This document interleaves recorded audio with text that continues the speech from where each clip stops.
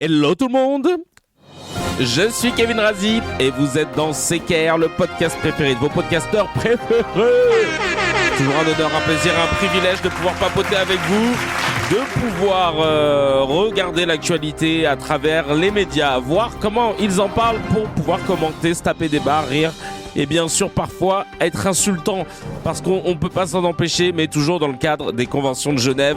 On va continuer aujourd'hui dans le scan de Razi sur l'affaire Quentin parce qu'évidemment les médias sont en boucle sur ce fait divers et on va vous essayer de comprendre pourquoi. En attendant, en tout cas, c'est un plaisir toujours de pouvoir papoter avec vous pour ce 188e épisode de CKR. C'est énorme, hein. Quand vous voyez les gens qui ont déjà essayé de faire un podcast, ils savent qu'au bout d'un moment c'est dur de tenir après le 20 et, en général je crois qu'il y a 80% des podcasts selon une étude qui ne dépassent pas les 20 épisodes. Donc là au 188e on peut se féliciter les amis, bravo, merci beaucoup de la force.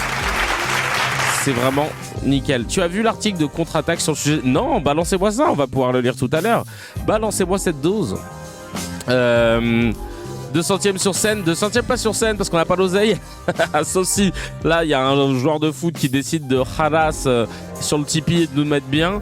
Mais on peut le faire à l'appart La Villette, c'est là où on a l'habitude de tourner les tout le monde le sait. 70%. Grave. En tout cas, qu'est-ce que je voulais dire? Oui, merci beaucoup pour le soutien. N'hésitez pas à continuer de soutenir. Je ne répéterai jamais assez. Parce qu'en fait, on peut faire mieux, évidemment. Surtout sur la chaîne YouTube, pour faire remonter l'algorithme, pour réhabituer les gens à découvrir ce contenu. N'hésitez pas. Le passage chez Hakim, ce sera le 28 mars, si je dis pas de bêtises. Et je voulais vous dire que j'avais découvert un truc qu'on m'a envoyé. Vous vous rappelez de ces deux gars qui avaient créé Gmail avec un J, qui, en gros, te permet de naviguer dans la boîte mail de Jeffrey Epstein, ou Epstein, comme si tu étais Jeffrey Epstein. Et là, ils ont sorti JeffTube. Ah merde, putain. Alors, bah, c'est le lundi d'avant, putain. Ah bah, c'est le lundi d'avant, je suis con. C'est le 23, pardon, excuse-moi. Donc, ils ont sorti JeffTube. Je vais vous montrer le truc. C'est glauque, ça rase. Ah, c'est le 26? Bah non, le 26, c'est un jeudi. On verra. C'est pas le sujet, d'accord? Et ça me stresse, plus le temps passe et plus je me dis de quoi je vais parler. Mais en même temps, je vais pas écrire ma chronique le 17 février si je passe le 23 mars, évidemment. Regardez-moi ça. Ils ont réuni toutes les vidéos, ils les ont classées et tout, en mode YouTube. C'est flippant. Oh, et de toute façon, c'est complet. Ouais, désolé. Trop relou. Alors. Le 26, c'est son spectacle à Montpellier. J'ai un spectacle à Montpellier, moi. Elle m'invente une carrière que je n'ai pas, mais merci. Non, mais on va avec plaisir si je dois faire un spectacle. Alors. Ah, on parle d'Hakim, on parle d'animés. Je me suis dit, de quoi? Maintenant, ça parle d'animés qui vont être joués à Montpellier en spectacle. On s'en sort plus, tu sais. Bref, voilà, ils ont fait un site comme ça qui répertorie toutes les vidéos de Jeffrey Epstein. Toutes les vidéos pornographiques sont sur cette liste-là. Parce qu'ils ont dit, voilà, on n'a pas envie de les contenir sur notre site à nous. Donc, on a juste mis les liens qui emmènent vers le site du ministère de la Justice. Et donc voilà, elles sont ici et on va tous les mater. Non, je rigole. De toute façon, c'est que des carrés. J'ai regardé vite fait. Voilà, c'est des gros carrés. Et c'est juste que parfois, tu peux entendre des bruits qui peuvent être très gênants si jamais tu étais dans un open space. Voilà. Ah tiens, ça c'est some video of flag sensitive of Demon Team. Ah mais non. Ah d'accord, ok, je comprends. D'accord, ok. Ah oui, d'accord, ok. Là, on a tout, quoi. Ok, d'accord, on a tout. Si jamais. C'est assez bizarre. Hein. Mais ils ont fait un taf. Hein. Ils ont fait un taf. Donc maintenant, c'est le moment de chercher tous les coupables. Et d'essayer de démêler les cartes. Mais franchement, ils ont fait. Et t'as même les vidéos de prison de Ghislaine Maxwell, de Ghislaine Maxwell, pardon.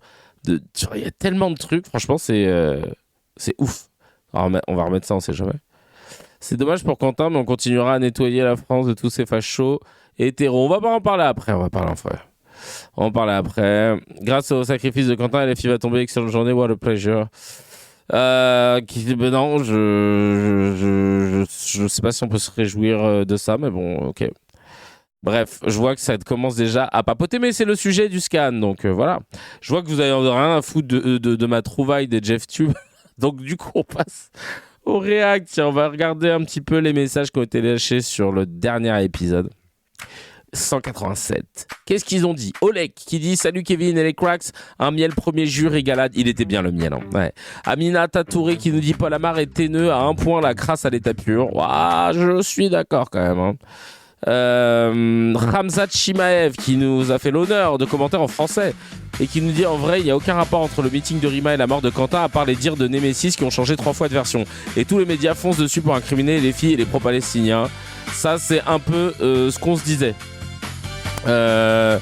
Il y a Aloni qui dit merci pour cet épisode mais il y a juste un détail technique que je trouve un tout petit peu gênant. La musique de fond boucle très vite et un peu redondante et si tu lances un média avec la musique derrière ça se mélange un peu et c'est peu ça se mélange, le mélange est peu agréable. Mais merci pour l'analyse. Ah d'accord, bah tiens je vais faire attention. Ok, pas de souci. Je vais essayer de la baisser encore un peu plus dans ce cas. Parce que le but c'est pas forcément que ce soit perceptible, je voulais que ça glisse vraiment, mais bon, ok d'accord, je note. C'est horrible ce que je vais dire, mais j'ai l'impression que les droits tardés sont très contents de la mort du pauvre Quentin. C'est un peu ce qu'on ressent. Basé Hamzat, what the fuck, je te jure. C'est un peu ce qu'on ressent. So24 qui nous dit je suis agréablement surprise pour une fois de voir que France Info a fait un travail journalistique, c'est très rare ces temps-ci sur France Info. Oui mais t'inquiète pas, toutes les autres émissions ont contrebalancé après, notamment Agathe Lambré et Paul Laroturou. Lionel Bouchard qui nous dit je ne comprends pas que l'éducation nationale puisse laisser en poste Kevin Bossuet qui n'est qu'un propagandiste d'extrême droite qui pue la haine chaque fois qu'il ouvre la bouche. Si j'étais le père d'un élève qui a ce mec comme prof, je le retire aussitôt de cette école. Bah ouais non, ça c'est quand même abusé. C'est quand même abusé. Et Yula qui dit ici un cracks du Canada. Ah oui, parce qu'il y avait quelqu'un qui demandait s'il y avait des cracks du Canada. Bah voilà, ok d'accord. Bon bah voilà, si jamais sachez que on a des cracks du Canada. Voilà, pour vous rentrer en contact, faire des soirées cracks au Canada, vous nous envoyez les images. Ça ferait grave plaisir. Alors, contre-attaque. Merci. Je sais pas si t'as vu le commentateur sportif. T'inquiète, t'inquiète pas. Kevin qui nous dit vous êtes déconnecté de la réalité les gauchias. Et Flavien qui dit justice pour Quentin. Bah ok, bien sûr. Écoute ma foi, qu'est-ce que tu veux que je te dise, je vais pas rentrer dans la confrontation avec vous les amis, hein. Justice pour Quentin, oui c'est vrai. Putain ils sont 26 sur Facebook, c'est pour ça qu'ils n'arrêtent pas de parler là. Oh oui, oulala, on est en train de taper notre record, hein. D'habitude vous étiez 10 ou 15. Oh purée de pommes de terre. Ah ouais. Alors sur là on va avoir la Facebook Team qui débarque. Je peux vous dire que ça va changer le délire, hein. Qu'est-ce que ça nous dit sur contre-attaque? Pop. Pim pam poum. Clac plip cloup plou cloup plop plop. Bah, en fait il y a plusieurs articles. Lequel parce que moi j'ai eu un lien contre-attaque mais j'ai l'impression qu'il y a plusieurs articles. Alors et je ne vois pas celui. Justice pour celui qui a été retrouvé mort dans un étang. Facebook, ça doit parler d'un temps que les moins de 25. Ah bah non, là, on est là. Bah ouais, Facebook, ils sont là. Putain, ça y est, ça y est, ça commence. Hein. Écoute, ouais, on va regarder ça après parce que je vois pas trop quoi regarder en fait là, parce que je vois pas un article par rapport au sujet, si je puis me permettre. Le lien que tu m'as envoyé, c'est. Bah après, je suis peut-être con. Hein, regarde, tu vois, j'étais là. Il y a écrit à la une, révélation exclusive, une embuscade armée a été tendue par les fascistes lyonnais le 12 février. Ah, c'était celui-ci? Ça ne s'est pas passé comme les médias le disent. Ah, d'accord. Ah bah on va lire ça après. C'était ça, hein. C'était sûrement ça que tu voulais que je lise. Ok, d'accord. Justice pour toutes les victimes de bavures policières. Ah oui. Et d'ailleurs, Laurent Nunez, il est marrant parce que il a dit un truc de ouf là, hier dans les médias. Il a dit non mais sur les vidéos, on voit bien qu'il a été tapé, donc on peut dire que c'est un lynchage. Et genre, il n'y a pas de précaution, de machin, il y a pas que... Alors que quand on a les mêmes vidéos avec des policiers qui tabassent des gens, à chaque fois, non, mais il faut pas se fier à ce qu'il y a sur les vidéos, j'attends le résultat de l'enquête avant de me prononcer, machin, hein. Et t'as envie de dire, putain, bah, décidément, c'est marrant comment, d'un coup... il y a plus de précautions oratoires quand il s'agit de l'extrême droite qui meurt, mais quand c'est les policiers qui frappent, là par contre, il met toutes les précautions possibles et inimaginables. C'est un truc de ouf, c'est un truc de malade. Quentin militait pour son pays, il aurait été heureux que sa mort serve à faire avancer la cause. Ne vous laissez pas avoir par l'argument exposé de la récupération. C'est pas un argument explosé, hein, Wolfgang Homo Deus. Le place. On en parlera après. Vous êtes pressés, mais si vous tenez, bizarrement zéro présence policière, ça aussi c'est questionnable. On va d'abord passer à la petite news HMD, celle qui fait plaisir.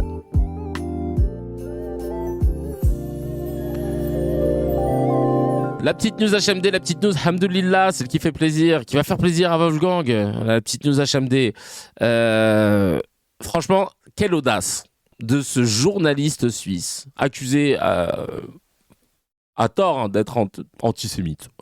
En même temps, c'est une accusation qui peut être très vite portée par les personnalités dans les médias dès lors qu'il y a des prises de position. Il commente les JO sur la chaîne RTS, une chaîne suisse. Il commente une épreuve de bobsleigh. Et à un moment, l'équipe israélienne débarque. Ils sont deux athlètes israéliens.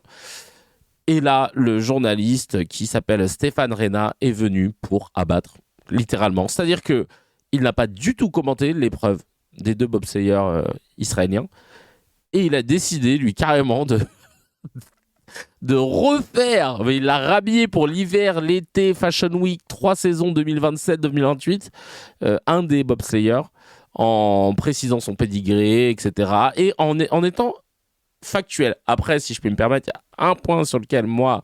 sur lequel je ne suis pas d'accord, mais globalement il a été factuel et ça n'a pas plu. Ah là je peux vous dire que aïe Caroline Yadan elle est sur ses côtes hein. Pour de vrai hein. Dans les commentaires elle a dit, elle a tagué la RTS là elle croit que ça va être comme pour France Info tu sais quand elle demande à enlever un bandeau et tout bon bah là pareil elle est partie parce qu'il faut savoir que cette députée là qui est censée être la députée des Français à l'étranger ne s'occupe pas du tout que des Français à l'étranger voilà je vais juste vous le dire on ne sait pas ce qu'elle fait pour les autres. L'Israélien Adam Edelman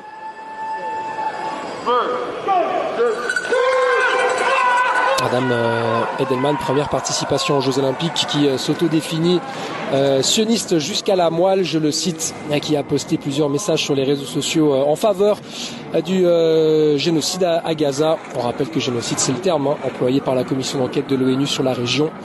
Edelman qui a notamment dit de l'intervention militaire israélienne qu'elle était, là aussi je cite, c'est la guerre la plus moralement juste de l'histoire.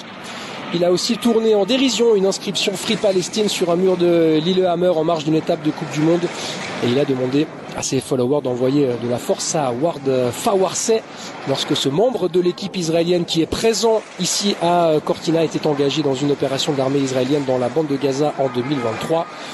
On peut donc s'interroger sur sa présence à Cortina durant ces Jeux puisque le CIO avait indiqué que les athlètes qui ont, je cite, soutenu activement la guerre en participant à des événements pro-guerre, en étant engagés militairement ou via leurs activités sur leurs réseaux sociaux, n'étaient pas éligibles à une participation. Ça, c'était pour les athlètes russes en l'occurrence, afin d'en autoriser certains à concourir sous bannière neutre. On rappellera qu'une polémique a déjà éclaté dans ce centre Eugenio Monti en raison du refus d'un skeletonneur ukrainien de renoncer à un casque à l'effigie d'athlètes ukrainiens tués au front ou lors de bombardements russes. Le CEO qui a disqualifié ce skeletonneur car il a enfreint, selon l'instance, la règle sur les messages politiques sur les lieux de compétition. Comme quoi, le sport est évidemment éminemment politique. On en a d'autres exemples cette année à Cortina, comme c'est le cas lors de chaque édition. Même le ralenti, il veut pas le commenter, le frère. Il avait prévu tout son discours jusqu'à la fin. Des Jeux Olympiques. En tout cas, Adam Edelman a réalisé le 26e et dernier temps cumulé après les... Et là, c'est le seul moment où il commente. C'est pour préciser qu'il Le mec, il est arrivé dernier. Oh, le bâtard, il l'a terminé. Oh là là. Bon, autant vous dire que c'était son pot de départ. Voilà, il s'est dit comment partir tranquillement. Je vais peut-être pas envoyer un mail, machin. Eh putain, dans les commentaires, vous m'avez tué. Il y a quelqu'un qui a dit il a reconstruit la station thermale carrément. Et le GOAT s'appelle Stéphane. Stéphane avec un F. A-N, Rena, R-E-2-N-A. Alors, il est sur une chaîne de public de Suisse romande, nous expliquait un des cracks dans les commentaires. RTS, une des chaînes les plus regardées. Ah, il a déposé une lettre de démission, t'as peur. Alors, il y a plein de choses. C'est vrai que d'un côté, tu te dis, c'est pas un commentateur sportif de faire du commentaire politique. C'est pas le lieu ni l'endroit, etc. Je te dirais oui, mais il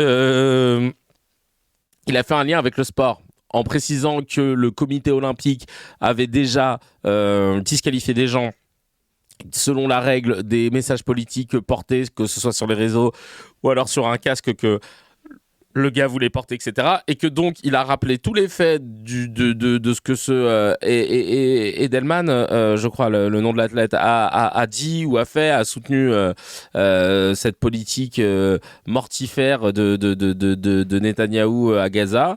Il parle de génocide en s'appuyant de la commission d'enquête, mais c'est pas cette commission d'enquête qui peut déclarer que c'est un génocide, c'est la CPI.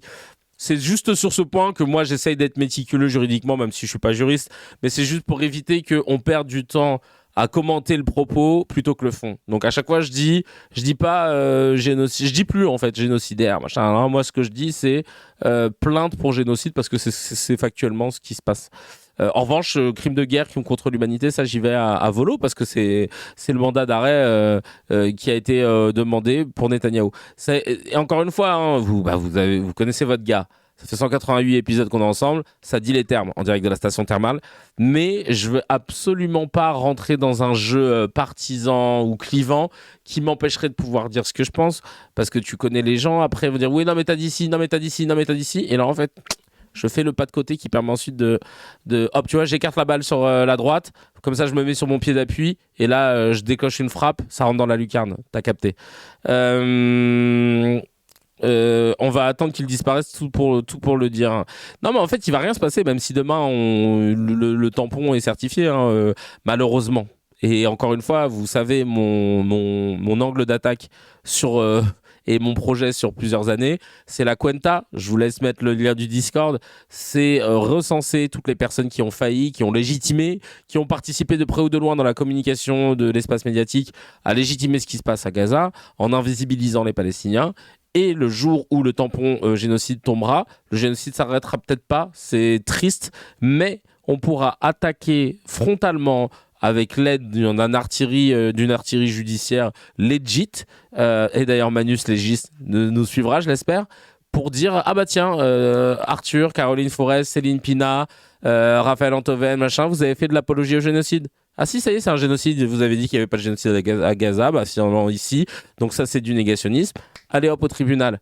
Et je rappelle que lors du tribunal de Nuremberg, on va finir cette news HMD là-dessus, il y a un rédacteur en chef d'un journal de propagande qui a été condamné à mort, si je dis pas de bêtises en plus. Alors on peut plus le faire aujourd'hui, mais en tout cas il peut y avoir des peines lourdes. Et c'est juste ça que j'attends. Voilà. Terence dort, mais oui, je pense que Manus Légius suivra. Merci beaucoup, Léoxa. Et d'ailleurs, tu nous tiendras au courant pour son barreau. J'y crois même plus à la Cuenta, les gars.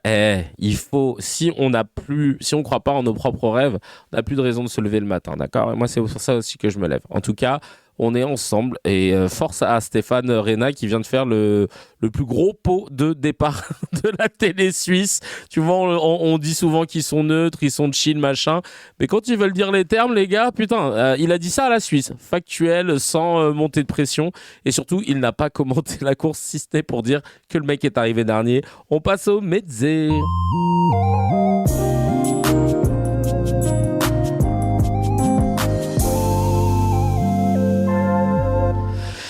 Albanaise Francesca rapporteur de l'ONU spécialisé sur les territoires palestiniens, qui est dans la sauce où certains pays occidentaux veulent sa destitution de l'ONU. Ils sont complètement marbrés, basés sur Walou. Hein. Ils l'accusent d'être pro-Hamas, d'avoir invoqué la violence, la haine d'Israël, etc. Alors que tu peux pas avoir plus factuel qu'elle. Et elle s'exprime dans toutes les langues possibles. Donc vraiment, en plus, c'est pas style, non, c'était pas mes propos, ils ont mal été traduits, c'est vraiment, tu peux pas. Et Éric Coquerel de la France Insoumise a rappelé à Mathieu Pointe-Côté, là, le racelard de... le mec qui aime pas les immigrants en France alors que lui-même est immigrant en France. Il a la vidéo courte. Hein. Il a rappelé que c'est une fake news histoire d'Albanaise et ses propos sur Israël. Et c'est là tu vois vraiment la médiocrité journalistique d'une chaîne comme CNews qui vraiment, et aujourd'hui on peut le dire, mais on pouvait déjà le dire il y a 2 ans, n'a pas sa place au vu de nos règles dans l'audiovisuel, n'a pas sa place dans l'espace gratuit des fréquences TNT françaises. Une chaîne d'information ne peut pas être une chaîne d'opinion en France. Ils n'ont clairement pas leur place, et ils nous le prouvent encore une fois de plus. On regarde ça tout de suite. Voilà, je l'ai pas vu. Donc quand Madame Albanaise, par exemple, dit d'Israël que c'est presque l'ennemi du genre humain. Non, elle l'a pas dit. Vous le savez très bien. Que je sais qu'elle l'a dit. C'est un fake news. Vous le savez très bien. Mais si, même le Quai d'Orsay l'a reconnu, c'est un fake news. C'est un fake news alimenté par Madame Yadan. Donc c'est un fake news. Bon, d'accord. Non, elle a pas dit ça. Là, c'est un fake news. Éric Coquerel, vous êtes prêt? Voilà. J'ai pas. Non, c'est pas un fake news.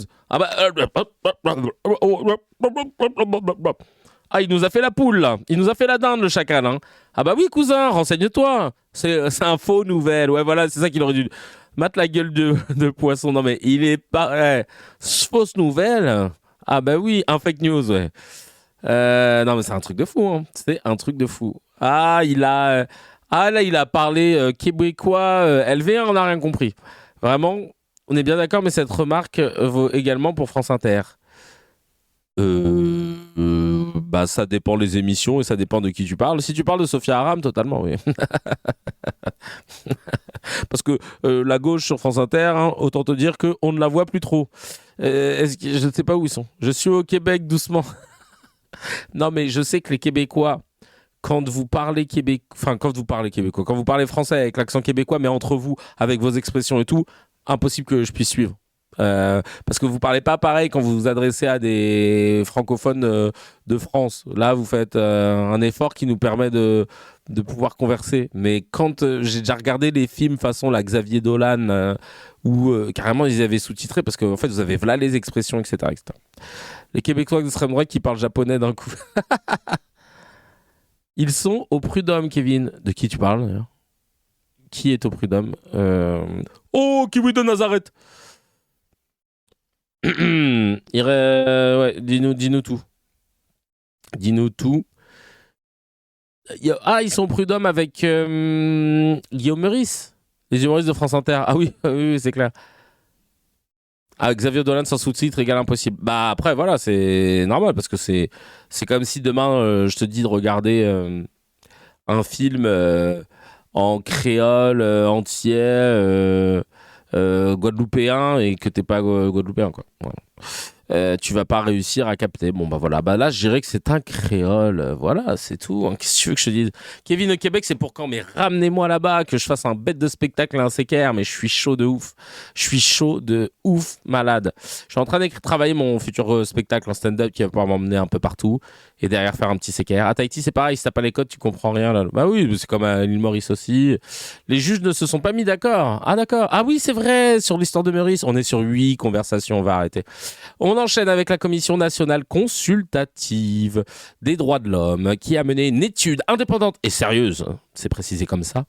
Le parti dont les sympathisants partagent le plus de préjugés antisémites, c'est le Rassemblement national.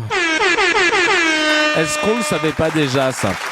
Les sympathisants macronistes en partageant plus que ceux de la France insoumise qui arrivent 5e ou 6 partis étudiés. 5e sur 6 des partis étudiés. Ok.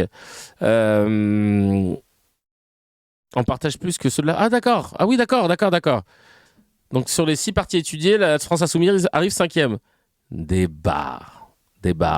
les macronistes, ils sont plus antisémites, ils ont plus de préjugés antisémites que la France insoumise. Et quand tu regardes les médias, c'est pas du tout ce que tu pourrais croire, au vu comment ils tabassent non-stop à dire que LFI, Mélenchon, problématique, flirte avec l'antisémitisme, antisémitisme d'atmosphère, que sont passionnément antisémites et machin, et nanana, et les si et les mi. Ouais, donc voilà des faits, pas des accusations politiciennes indignes, comme on a l'habitude de le faire. On va écouter ça tout de suite, et on aime ce petit lait qui nous est distribué. On écoute ça tout de suite, et je crois que c'est... Bah attendez, mais qui va là? Oula, je le vois arriver. Mais c'est le Bombardier qui est là, Manuel Bompard in the kitchen. Ça veut rien dire. Et d'abord, je veux dire Manuel Bompard in the building. Que le président de la République, quand il dit extrême gauche, il fait du Donald Trump. C'est-à-dire que quand on n'est pas d'accord avec lui, on est extrémiste, on est communiste, etc. On y reviendra sur. C'est pas au président de la République. L'antisémitisme. Ah ben, la première partie de votre question, c'était ça.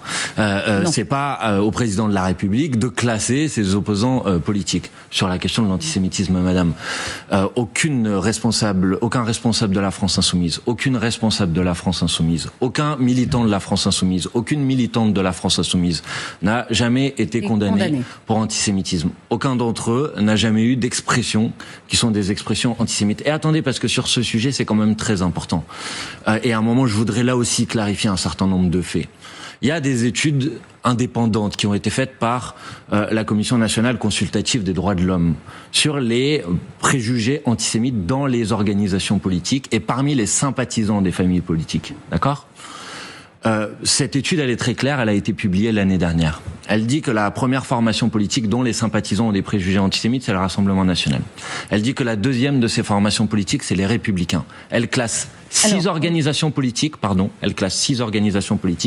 et elle met la France insoumise en 5e sur ces 6 organisations politiques, parmi les organisations politiques dont les sympathisants auraient des préjugés antisémites. Vous permettez que... Ça, ce sont des chiffres, des faits, publiés par une autorité indépendante et reconnue comme telle.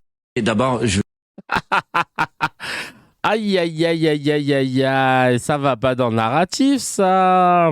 Mince alors. Qu'est-ce qu'on fait? Qu'est-ce qu'on dit là? Aïe, aïe, aïe. Pas contente, la journaliste, pas contente. Mais c'est important de rappeler, de revenir sur les faits, Chacal. C'est ultra important. C'est qui dit la clim, c'est ça qu'on appelle le froidisme. Mais quand il donne des chiffres d'une étude sérieuse, elle essaie de lui couper la parole. J'ai dit, tu peux pas couper la parole d'une personne qui a des plus 4 dans ce jeu. Je te jure, j'aurais bien aimé voir la suite là. Je l'ai pas.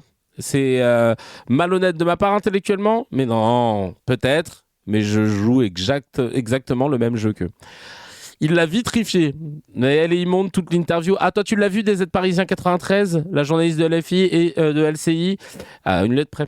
Et tu montes toute l'interview. On n'est pas étonné parce qu'encore une fois, il y a une façon de recevoir la France insoumise versus les autres partis, ou même Sandrine Rousseau, parce qu'on attend qu'elle pète un plomb, que sa voix monte, etc. Enfin, je trouve ça sidérant. Et j'allais dire, et encore pire, avec les partis vraiment d'extrême gauche, anticapitalistes, anarchistes et tout, mais comme ils ne sont plus invités, on ne sait pas comment ils les reçoivent. Bompard ne s'est pas laissé intimider, il est basé comme au baseball. C'est ça, c'est important d'être basé. Être basé, c'est vraiment, t'es sur le sujet, t'es ancré au sol. Tu connais ton karaté. C'est ça, être basé. Pour celles et ceux qui entendent souvent l'expression et qui se diraient parfois, j'ose pas demander. C'est ça, être basé. Et basé comme baseball, ça c'est une création de la Crackstory. C'est parce que voilà, on voulait les termes comme les termes station thermale, basé comme baseball. C'est ça qui est important. C'est quoi ce flow, Kevin? Alors ça c'est mon flow CKR. C'est le flow d'un mec qui a été drafté. Voilà. Moi c'est mon flow, c'est mon style vestimentaire pour CKR. J'aime la cravate, j'aime le costume, mais j'aime aussi les casquettes américaines. Et j'ai décidé de m'habiller comme si j'allais être drafté en NBA, en NFL ou en MLB. Être solide sur ses appuis, ouais, c'est ça.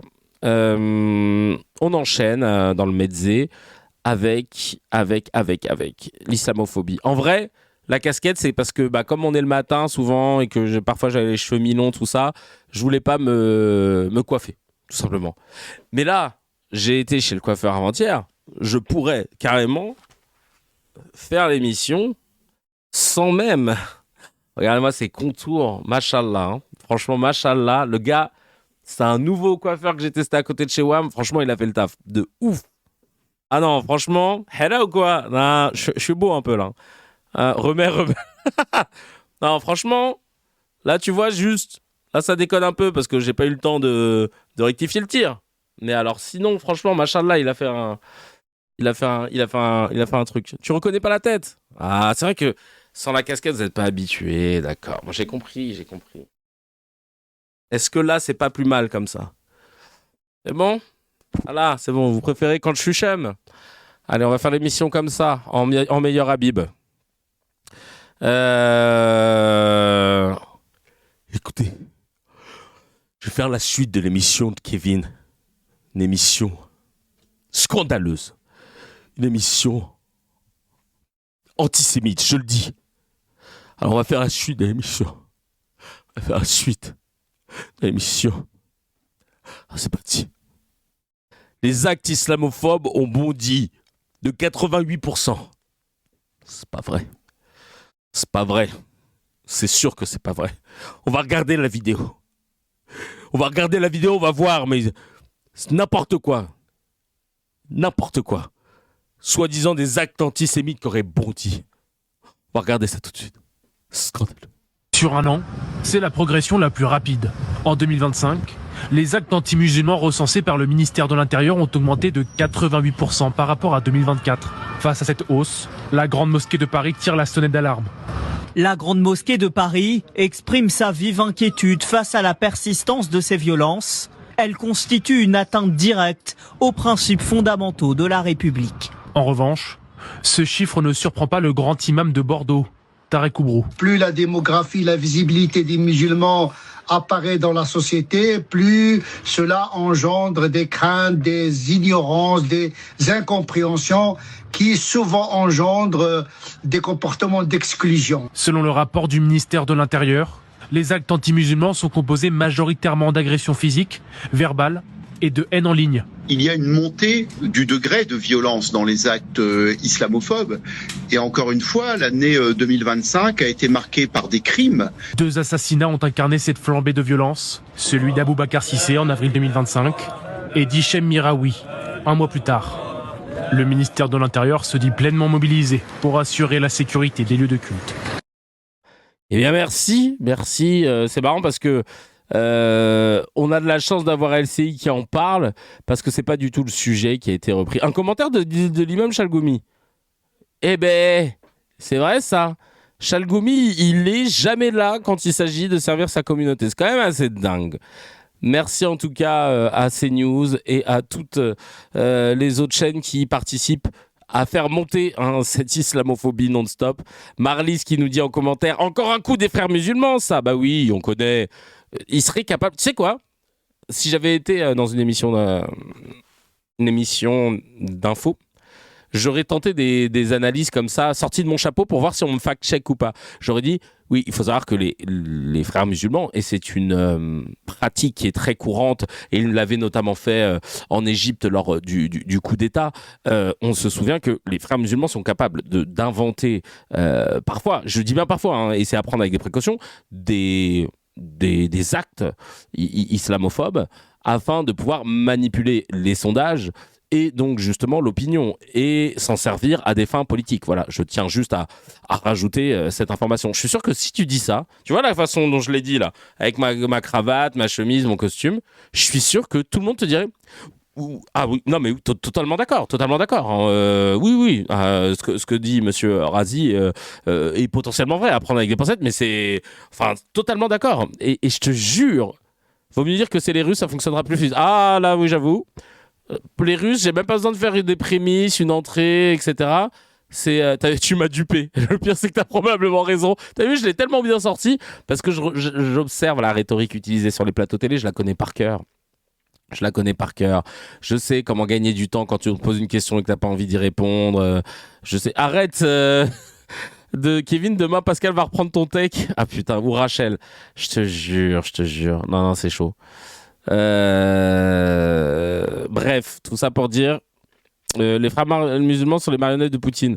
Oui, bah alors là, si je place russe, j'ai même pas besoin de faire des prémices compliquées, etc.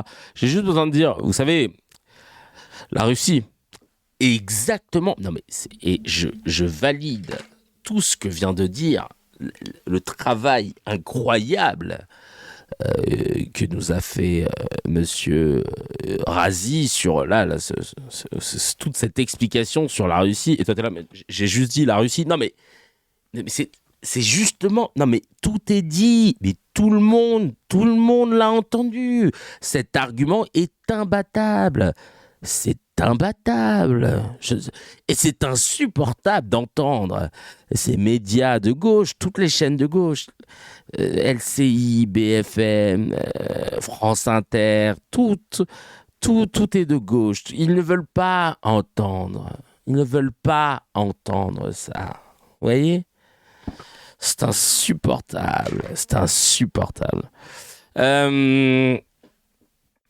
On a Brahms qui nous dit, et encore c'est parce que les musulmans commencent à porter plainte, mais c'est comme ça depuis des années, c'est juste qu'on calcule pas. Oui, bien sûr, plus tu signales, et il faut qu'on accepte ta plainte, plus les chiffres montent. Canan qui nous dit, je ne comprends pas, on nous dit pourtant qu'il n'y a pas d'islamophobie, bah oui, que ça n'existe pas, etc. Tu connais les bails. Il est capable de t'appeler Ramzi, bah à tous les coups. Ça m'est arrivé pas plus tard qu'il y a 2 jours dans le métro. Un mec qui se retourne, il était avec ses lunettes de soleil bien mat. Il me dit c'est toi là, Eric Ramzi. Non, Eric Razi. Non, c'est pas Eric, c'est Kevin. Ah, Kevin Razi, voilà. Mais il m'a fait quand même tout. Il m'a fait tous les humoristes, frérot. Hein. Donc voilà, c'est une petite habitude. Il y a pas de problème. Il y a pas de problème. Voilà, c'est ça. On dit rien.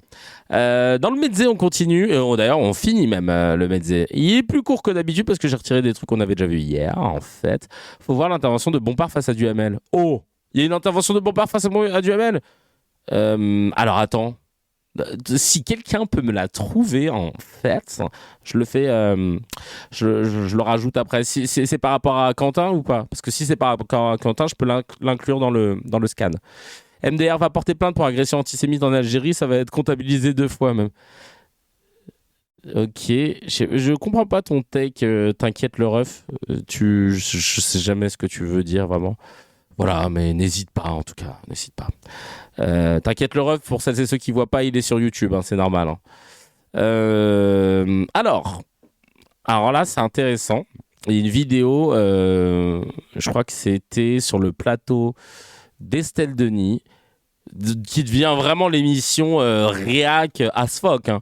C'est dessus qu'il y a la fameuse Juliette Briance, qui est loin d'être brillante, qui a juste une grande gueule et qui la ramène sur tout et n'importe quoi, comme malheureusement tous les intervenants sur ce type de plateau qui sont toutologues. Hein. Ah, ils peuvent te parler de racisme, ils s'y connaissent, ils te parlent de VSS, puis là, ils te parlent d'immobilier et machin, et mon avis il est important, je suis à la télé, alors qu'est-ce qu'il y a, machin.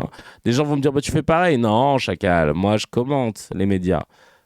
C'est la seule, je n'arrive pas avec de l'info surtout.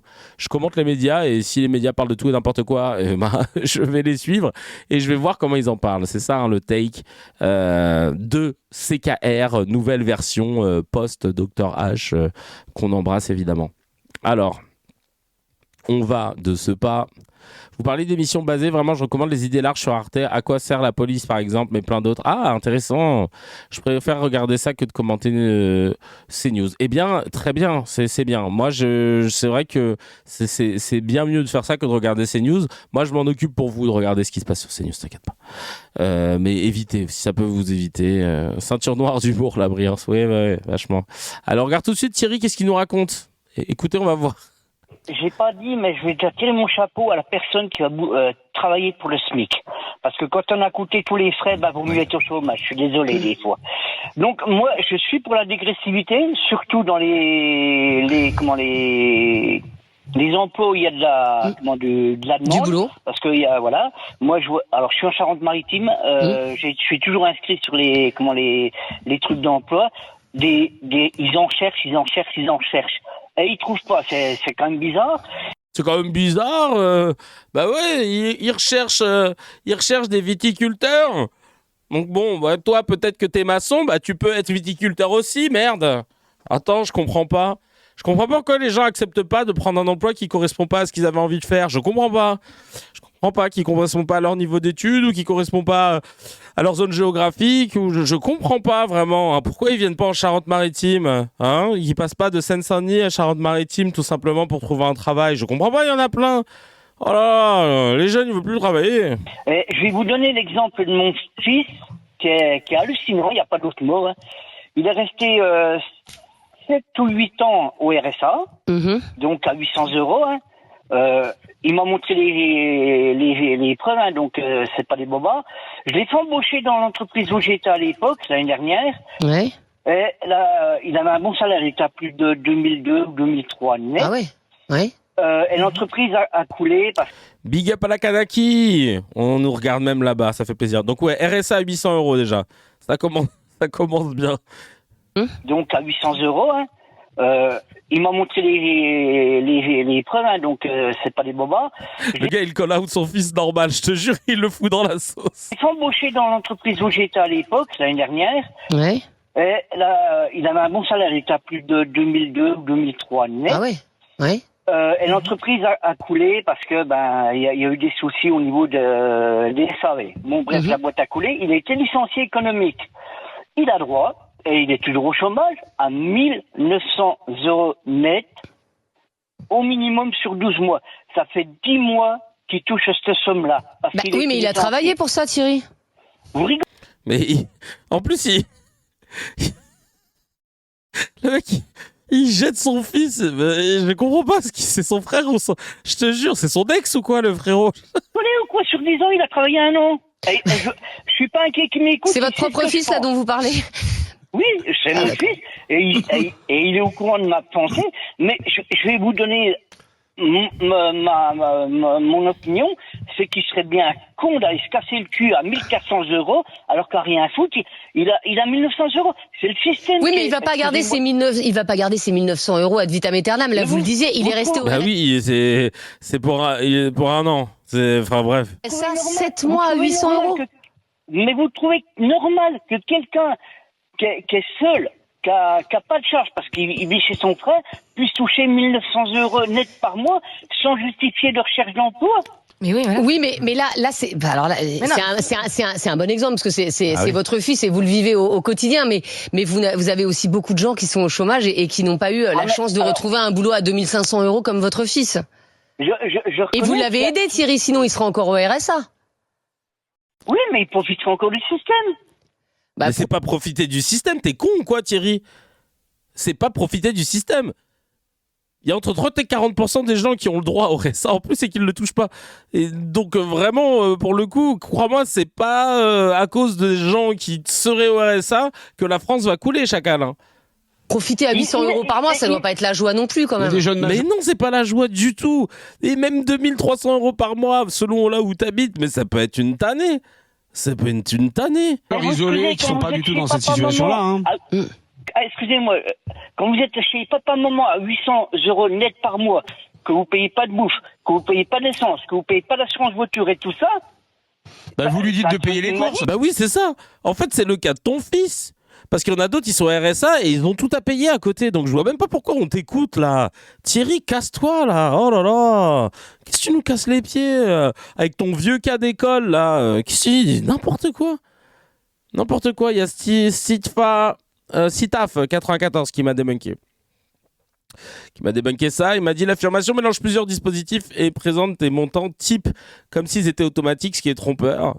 Sans le dossier exact, salaire brut, situation familiale, logement, CSP ou ARE, on ne peut pas valider les chiffres au centime, mais on peut tester la cohérence avec les règles. Ce qui a été dit à l'antenne, on trouve une vidéo mise en ligne le 11 février 2026 qui reprend ce témoignage. RSA environ 800 €, embauche à 2300 net, puis 1900 € net de chômage depuis 10 mois. RSA à 800 €, c'est possible, mais pas le RSA standard. Au barème CAF, au 1er avril 2025, le RSA socle pour une personne est de 646,52 €. avant prise en compte du forfait logement. Le RSA majoré parents isolés, etc., peut être plus élevé. Exemple, 830,21 € pour une personne isolée enceinte avec forfait logement. Donc 800 € de RSA peut correspondre à un cas particulier, majoration, composition du foyer, effet de logement, ressources. Mais ce n'est pas le montant normal d'une personne seule, sans enfant, qui vit en plus chez son daron. 1900 € net de chômage après 2300 € net, pas impossible, mais ça dépend de l'allocation chômage classique, qui est calculée à partir d'un salaire journalier de référence avec une formule et des bornes. Au moins 57% du SJR et au plus 75% du SJR, selon service public. Cela rend un niveau élevé possible si l'ancien salaire brut était suffisamment haut. Mais ce n'est pas un montant garanti par défaut. Et il faut distinguer le brut net et tenir compte des prélèvements CSG, CRDS, etc. Par ailleurs, en cas de licenciement économique, il peut exister des règles parcours spécifiques, exemple CSP, qui ne se confondent pas avec l'ARE standard. Et la modulation de durée coefficient 0,75 ne concerne pas les bénéficiaires du CSP. Donc sur 10 ans, il a travaillé 1 an et il touche 10 mois. Cohérente sur le principe, mais la conclusion à rien faire est fausse. Pour ouvrir des droits à ARE, il faut notamment avoir travaillé au moins 6 mois sur une période de référence. Donc quelqu'un qui a peu travaillé sur 10 ans peut quand même être indemnisé s'il a bien travaillé suffisamment récemment. La règle regarde surtout la période de référence, pas les 10 années entières. En revanche, l'ARE n'est pas à rien faire. Il faut être inscrit et effectuer des démarches actives et répétées de recherche d'emploi ou suivre une formation inscrite au contrat d'engagement. 2300 € brut, il est à 1900, je suis à 2100 sur 13 mois. J'étais à 2100 sur 13 mois, je suis actuellement à 1170. Ouais, moi aussi je suis choqué, hein. Moi aussi, je suis choqué parce que j'ai vu mon salaire chuter entre quand je travaillais à la radio où j'étais à 4005 et je suis retombé à 2006, un truc comme ça. Hein. Et ensuite, c'est dégressif en plus parce que j'étais au régime général. Donc, ouais.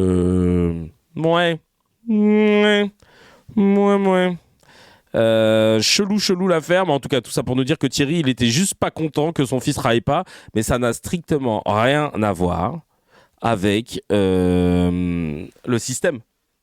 C'est juste parce qu'en fait il a le somme que son fils il reste dans sa chambre et qu'il est là à écouter de la musique jusqu'à tard le soir en train de fumer son petit spliff et c'est juste qu'il a le somme. Franchement c'est n'importe quoi. Vraiment, et qu'en plus il participe pas au coup, t'as vu, en plus il a dit des trucs qui n'ont rien à voir. Il paye pas l'assurance de la voiture, il paye pas l'essence. Ah ben chacal, ça n'a rien à voir. Parce que tu crois que tous les fils dans le monde, que tous les fils en France du moins, ils sont tous dans la même config. Son fils qui n'existe pas, la vie de ma mère. C'est un truc de ouf. Je crois pas à l'existence de ce fils. Je te jure. Parce que tu peux pas avoir le seum comme ça. Et carrément t'appelles Estelle Denis pour en parler. Cousin, appelle. Non mais frère. Appelle, je sais pas moi, appelle un poteau, appelle ta Thierry Couvreur, il couvre même pas son fils.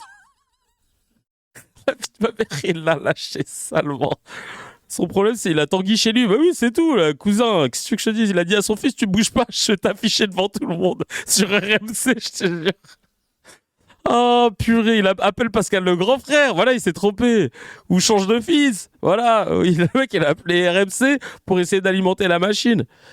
Jamais de ta vie tu passes de 2300 en bossant à 1900 au chômage. Bah oui, le delta il est pas parce que normalement tu perds un pourcentage qui me paraît pas cohérent, tu vois. Bref, c'est trop bizarre.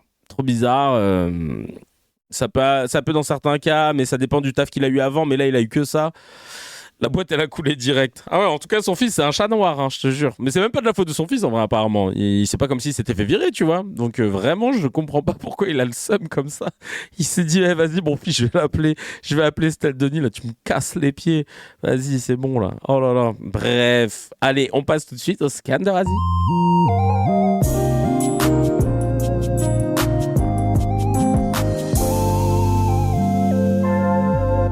Le petit scan de Razi qui fait plaisir. Salut YouTube, j'espère que vous allez bien. Ouais, ça va. Avant que je commence à déblatérer sur l'affaire Quentin, les suites et de ce qui se passe dans les médias, évidemment tu cliques sur abonner, évidemment tu cliques sur la cloche pour pas louper les épisodes. Et pour donner de la force, tu mets ton petit pouce, tu mets ton petit commentaire. C'est pour faire monter l'épisode. L'épisode d'hier là sur Quentin, il est pas monté de ouf par rapport aux épisodes de la semaine dernière. Qu'est-ce que vous avez fait? Vous étiez pas là hier? Vous avez oublié? C'est pas grave, chacal, t'avais pas appuyé sur la cloche, donc tu sais ce qu'il te reste à faire. Et pour soutenir, évidemment, tu peux donner des super boosts, tu peux donner sur Tipeee et sur Twitch avec les subs. Et d'ailleurs, je voulais vous dire aussi, n'hésitez pas à vous abonner si vous êtes sur Twitch, là, sur YouTube, et que vous ne l'avez pas encore fait, parce que ça nous donne de la force, ça fait remonter aussi le stream. Bref, en tout cas, la partie promo est passée. On va rentrer dans le vif du sujet. Et on continue de suivre la manière dont les médias ont traité l'affaire Quentin, un fait divers qui devient maintenant un enjeu national pour défoncer quelque part des opposants politiques. C'est ce qu'on a l'impression d'avoir. N'hésitez pas à m'abonner. Fais-nous rêver, poteau. Ouais, on va essayer.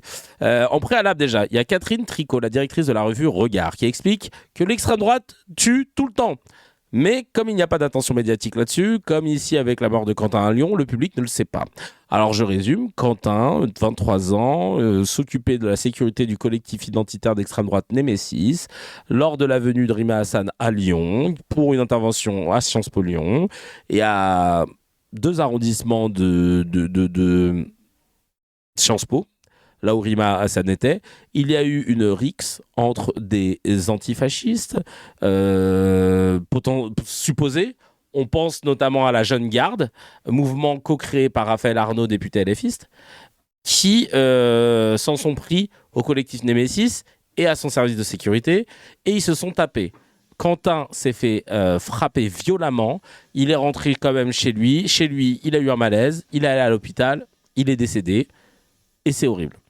Mais ce fait divers qui peut arriver dans les rixes entre l'extrême gauche et l'extrême droite a été, et encore au moment où je vous parle, là, mardi 17 février à 10h29, surrécupéré, c'est à la une de toutes les chaînes d'information.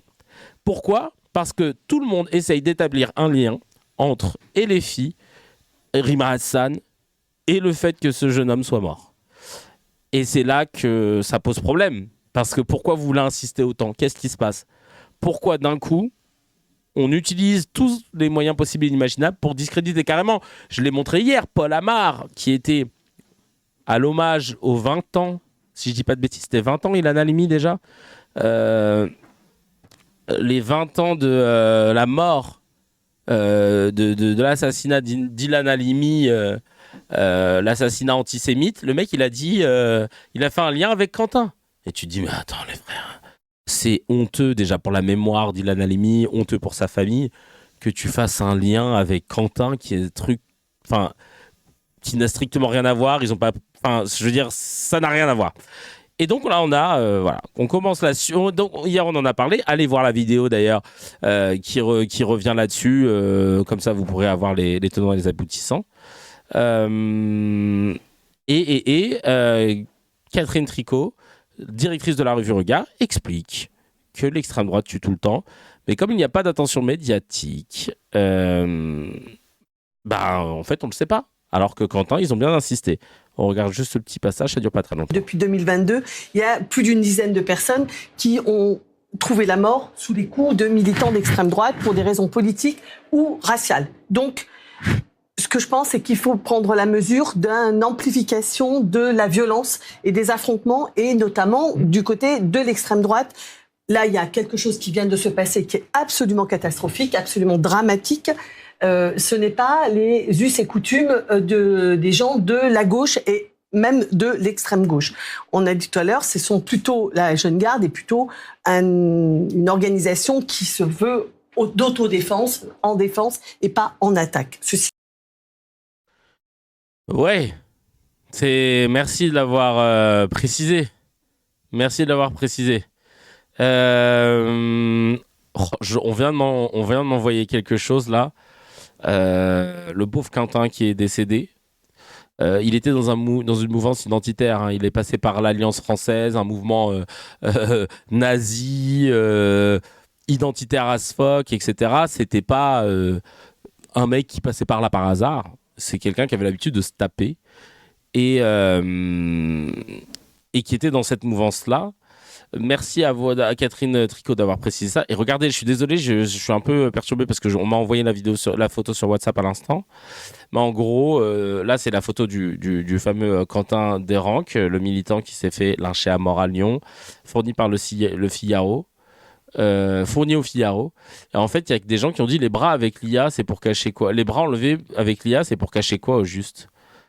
Et effectivement, soit on n'était pas au courant qu'il avait pas de bras, soit c'est, on dirait bien, je sais pas si on abuse un peu ou pas, mais on a l'impression qu'il manque, ça manque de bras. Ou alors vraiment son bras il commence là, hein, c'est possible aussi, hein. Parce que s'il se tient dans cette position, peut-être que là c'est du, je sais pas, voilà, je sais pas ce que vous en pensez. Bref, non parce que évidemment il y a des soupçons de, quand tu fais partie de ces types d'organisations comme lui a pu en faire partie, il y a beaucoup d'antisémites et de néo-nazis et les tatouages qui vont avec, etc. Et ça servirait pas le narratif si jamais il en avait, mais encore une fois, comme on le sait pas, je sais pas ce que vous en pensez dans le commentaire. Sûrement un fan de géométrie. Ou alors c'est juste que c'est la position. Le fait que tu sois comme ça, bah, du coup c'est lâche au niveau des biceps parce que le bras il tape sur l'extérieur après, voilà. Voilà, on sait pas. Bref. Non, bien sûr, laissez-le tranquille, évidemment. On va pas. Moi, je ne commande pas la personne. C'est juste la question qui avait été posée et je trouvais ça intéressant. Alors, on continue avec une autre vidéo. Ah, là, c'est Paul Vanier qui recadre tout un plateau sur BFM TV.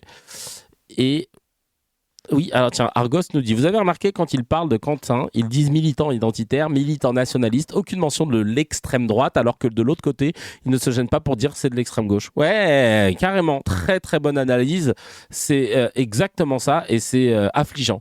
C'est affligeant de ouf de voir comment...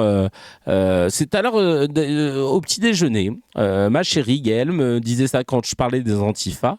Je lui disais, tu te rends compte, c'est marrant parce qu'en France, quand on parle des antifas, on dit ouais, le mouvement antifa, c'était un antifa, machin, et on oublie qu'en fait, antifa, ça veut dire antifasciste. Donc normalement, on serait tous raccords pour dire qu'on est antifasciste, tu vois. Elle me dit, bah, c'est le problème aussi, c'est de nous aussi répéter le terme antifa, parce que et de pas aller au bout du mot, même si c'est plus long. Enfin, plus long, ça rajoute 2 syllabes. Schiste, ouais, même pas, une et demie. Schiste. Donc, non, une en fait. D'ailleurs, t'es le mec, le gros relou, il veut pas lâcher les syllabes. Donc, tout ça pour dire que il faudrait peut-être qu'on arrête de dire antifa et qu'on dise bien antifasciste. Et qu'on arrête de dire le D et qu'on dise bien extrême droite à chaque fois qu'on doit préciser la typologie des personnes qui sont d'extrême droite, évidemment. On regarde tout de suite Paul Vanier qui va recadrer le plateau de BFM TV parce que c'est important. Cette récupération politicienne et médiatique est assez ignoble.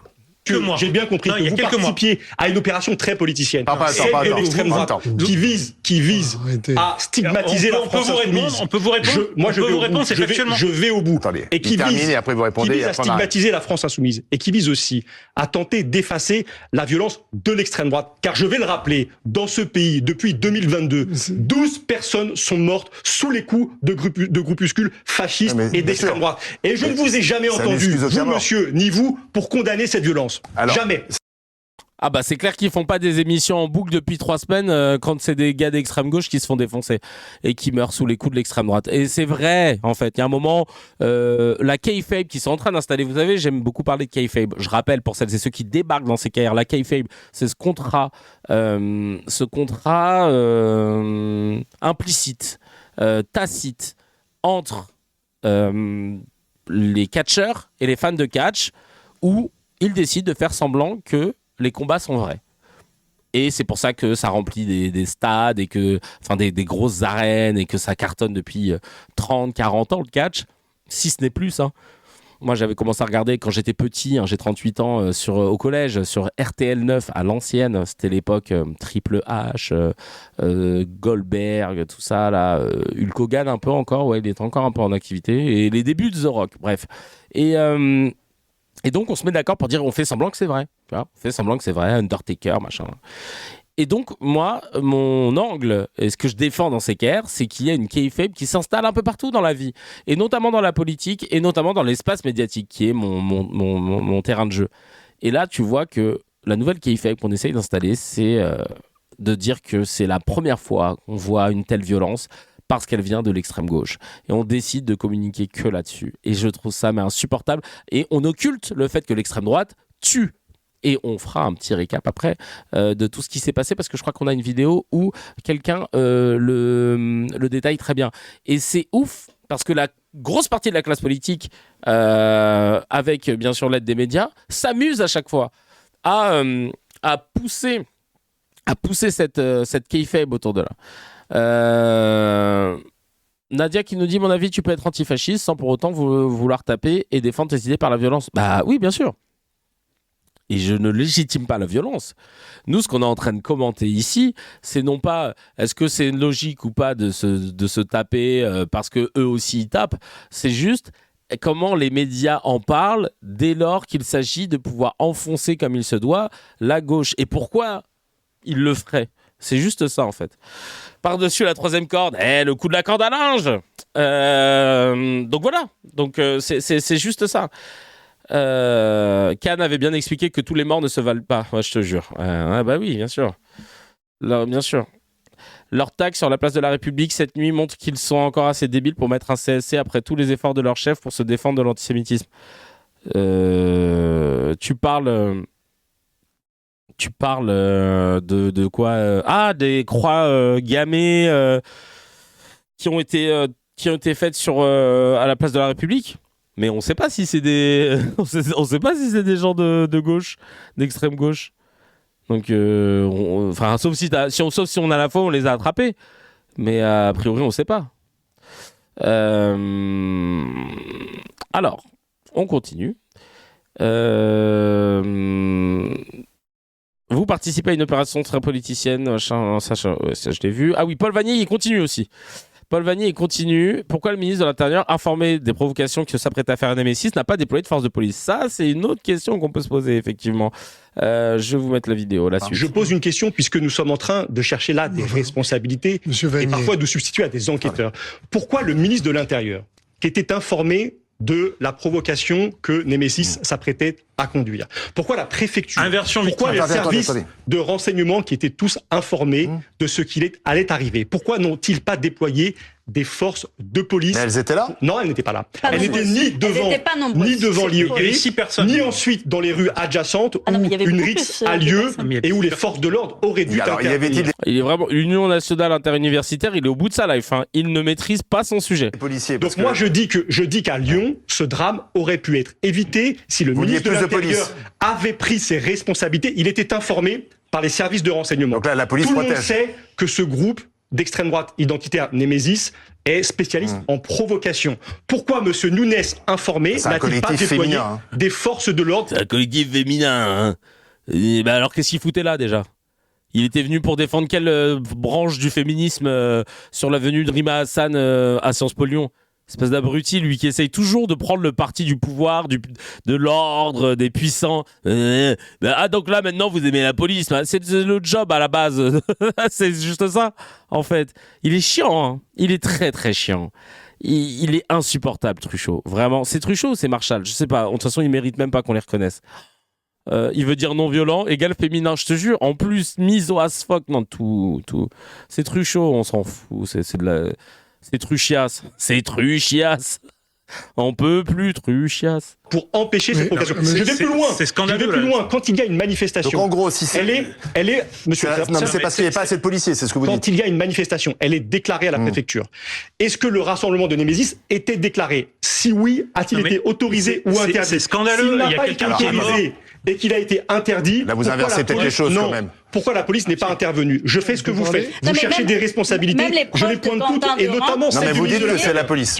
T'as vu, les mecs, en fait, ils n'aiment pas quand on pointe des responsabilités qui sont basées sur des choses qui sont pertinentes, somme toute. Une manifestation doit être déclarée. Est-ce qu'elle avait été déclarée, etc. Parce que je vous rappelle que quand il y avait des manifs non autorisés pour la Palestine notamment, quand les gens se faisaient hagar par les flics, c'était les truchots qui étaient là en train de dire oui, en même temps, c'était interdit. Donc voilà. Et ils cherchaient pas du tout à dire oui, non mais quand même, je pense qu'il faudrait. L'Assemblée nationale va rendre hommage à Quentin, 1 minute de silence à 15h. Et B. Incroyable ce fait divers qui dépasse qui dépasse le. Les faits divers sont faits pour faire diversion. C'est ce que je conclurai dans ce scan, j'annonce. Et hier, sur le plateau de CNews, il y a l'avocate Sarah Salman. Depuis qu'elle est de gauche, Pascal Pro il se fait kouloutamam, comme le dit la chanson. Elle a été vivement critiquée pour avoir rappelé, et à juste titre, que le collectif Némésis, qui, je l'avais réexpliqué hier dans la vidéo, allez checker, était devenu l'AFP pour les journalistes de France Info. Tout le monde se basait sur oui, selon le collectif Némésis. Non mais chacal, c'est un collectif qui ment, qui est identitaire d'extrême droite. Qu'est-ce que tu vas commencer à t'appuyer que sur leur dire recoupe des sources avant d'ouvrir ta bouche, quoi. Enfin, je sais pas. Et là, donc elle précise que ça s'apparente davantage à un collectif identitaire, ce qui est vrai, parce que le mouvement féministe, on le voit plus trop. Là, je ne vois pas le rapport entre la venue du collectif Némésis à Lyon et Rima Hassan. Si vous me trouvez un lien, dites-le moi, je ne vois pas le rapport. C'est donc bien parce qu'il y a une notion identitaire. Je ne comprends même pas, même sur la notion identitaire, la vérité. Elle est française, Rima Hassan, donc je ne comprends pas. Non, je ne comprends pas. Donc c'est vraiment juste, non, on vient. Parce que Némésis, il faut savoir que, quand vous suivez l'actualité politique quotidiennement, ils sont à tous les événements où on ne veut pas d'eux. Ils adorent la provocation. Écoutez, ma foi, enfin, c'est le but d'être transgressif et créer du buzz pour faire parler de leur mouvement. D'ailleurs, parfois on se demande comment elle vit, Alice Cordier, parce que la meuf, elle est là tout le temps sur toutes les manifs, elle est là sur tous les plateaux télé, etc. Mais t'as envie de lui dire, cousine, mais c'est quoi ta vie en fait ? Tu vis du racisme ou c'est comment ? Mais j'ai appris de sources inconnues que semble-t-il son daron aurait de l'oseille. Peut-être que c'est pour ça. Donc du coup, elle a du temps à perdre. Il faut se méfier des gens qui ont de l'oseille et du temps à perdre, parce qu'ils peuvent être très casse-couilles. Et Némésis, on peut pas nier qu'il y a une radicalité. Vous dites que c'est un mouvement féministe. Non, la radicalité, pour moi, c'est un... T'as vu, j'avoue, s'ils en parlent comme juste un mouvement féministe, c'est malhonnête de leur part. Parce que là, il n'y a aucun combat féministe dans la venue de Rima Hassan. On ne voit pas le lien, en fait. Un collectif non, Némésis ne s'exprime pas de façon avec... Pour moi, c'est un collectif identitaire. C'est la fille de Thierry le couvreur. Ah putain, il en peut plus là. Dans la prochaine intervention, Thierry va aller parler de sa fille. Ma fille, elle prend le RSA, elle a 4000 € de chômage. Tout ce qu'elle fait, elle est sur les réseaux sociaux. Elle est sur les réseaux sociaux, puis elle va manifester avec ses copines, elles vont faire du shopping. Oh, j'en peux plus. Némésis ne plus personne. Identitaire, c'est caractère, ça veut dire que elles font des banderoles avec des inscriptions écrites. Écoutez, moi, c'est plus un collectif qui lutte contre l'immigration et c'est leur... Sarah Salman, est-ce qu'il y a des mots employés par Alice Cordier qui vous trouvent répréhensibles? Elles font des actions en fonction plus de l'origine de la... Ah, elle est payée par Pierre-Édouard Sterrin. Ah, évidemment. Agresseurs que des faits, selon moi. Là, c'est pas le cas du tout. Elles sont allées... De façon générale. Là, en l'espèce, ces jeunes femmes sont venues à Lyon pour critiquer la présence de Madame Rima Hassan. Donc c'est pas lié au féminisme, la présence de Madame Rima Hassan. Si. Non. Rima Hassan défend une certaine forme d'islamisation aussi de la société qui contrevient... Non. C'est quoi le rapport ? Elle défend une certaine forme Ouais, la nouvelle coupe. Ah, c'est un toilettage. Oh, il est en Super Saiyan 2 ou quoi là ? Qu'est-ce qui s'est passé là ? Qu'est-ce qui s'est passé ? Non mais c'est quoi ça ? Bien aux valeurs que se font les Némésis des femmes françaises. En tous les cas, elle défend le Hamas. C'est pour ça qu'ils sont venus. C'est ce qui arrive aux militantes de Némésis. Madame Hassan défend des violeurs. À gauche. Il semble qu'il y a un peu de féminisme là-dedans. Donc elles sont venues pour ça.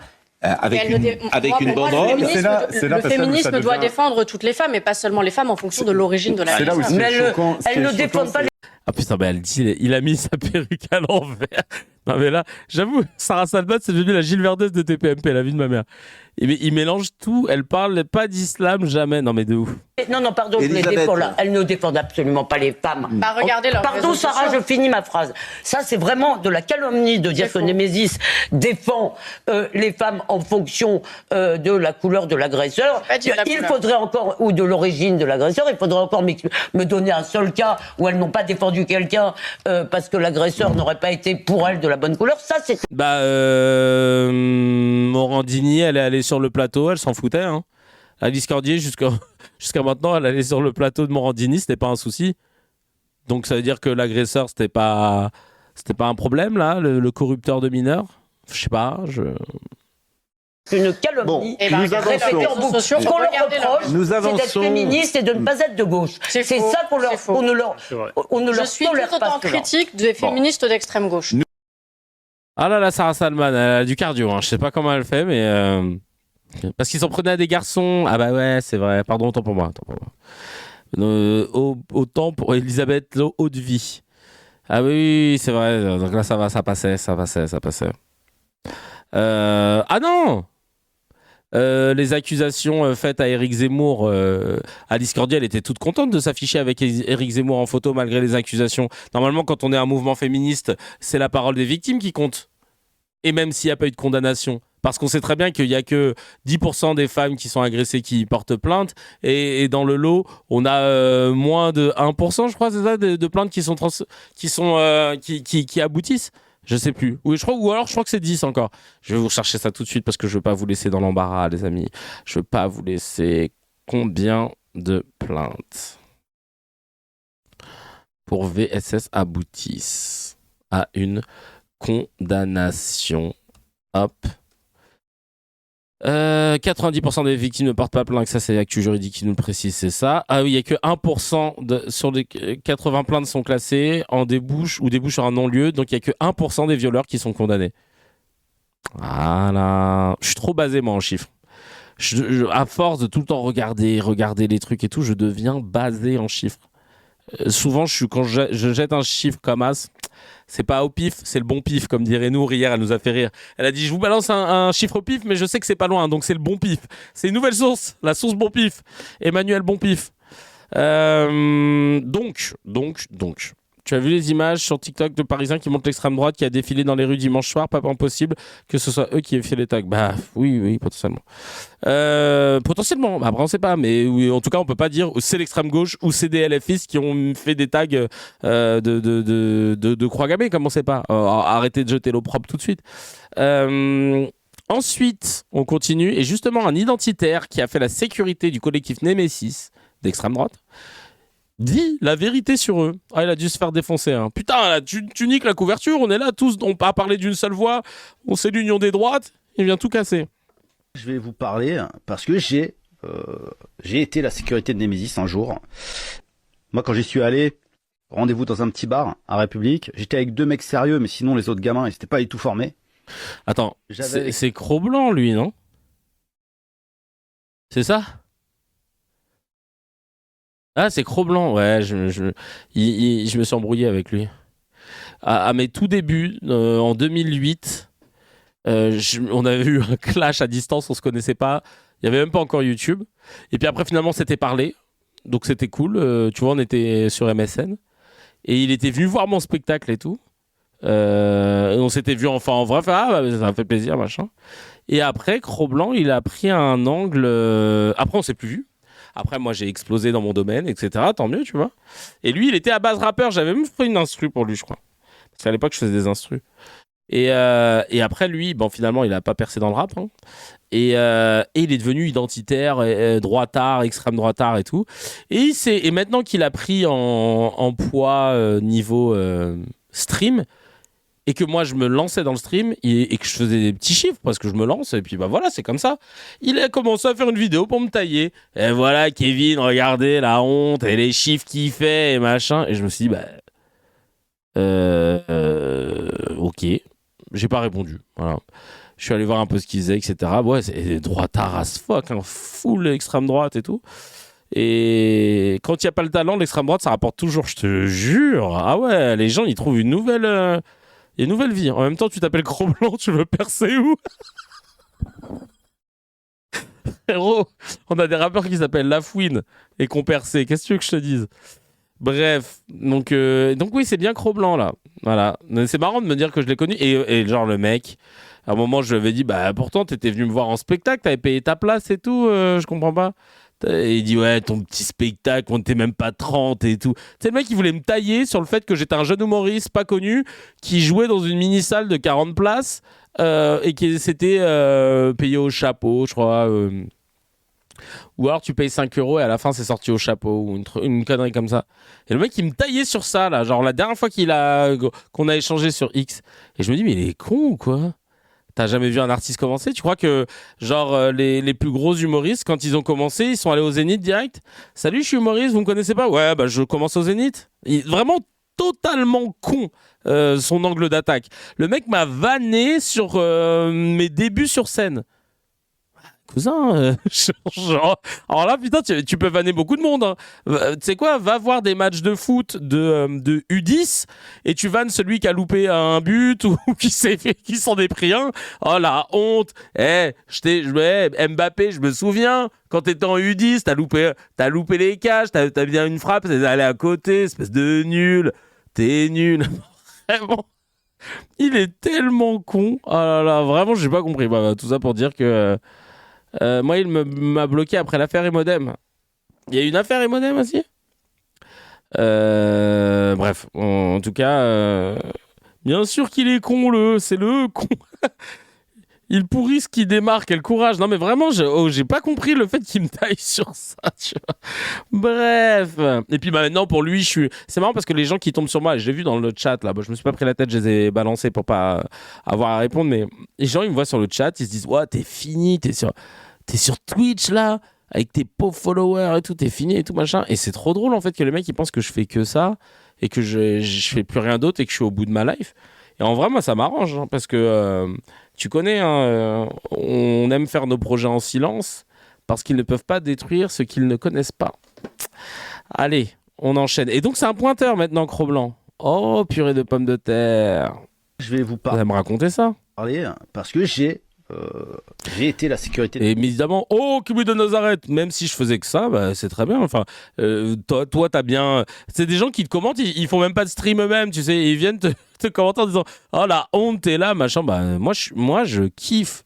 Et j'ai pas du tout honte d'être là. Je trouve ça génial. Je suis peut-être même l'un des seuls mecs qui a été nommé au Molière pour avoir mes catégories meilleur second rôle, qui se retrouve à faire du théâtre, à réaliser des courts-métrages, à monter sur scène dans les comédie clubs et à faire du stream. Je trouve ça génialissime. Et même à monter une comédie musicale. Ma carrière, elle ressemble à aucune autre. Je crée mon truc à moi. Donc franchement, j'ai aucune honte à avoir.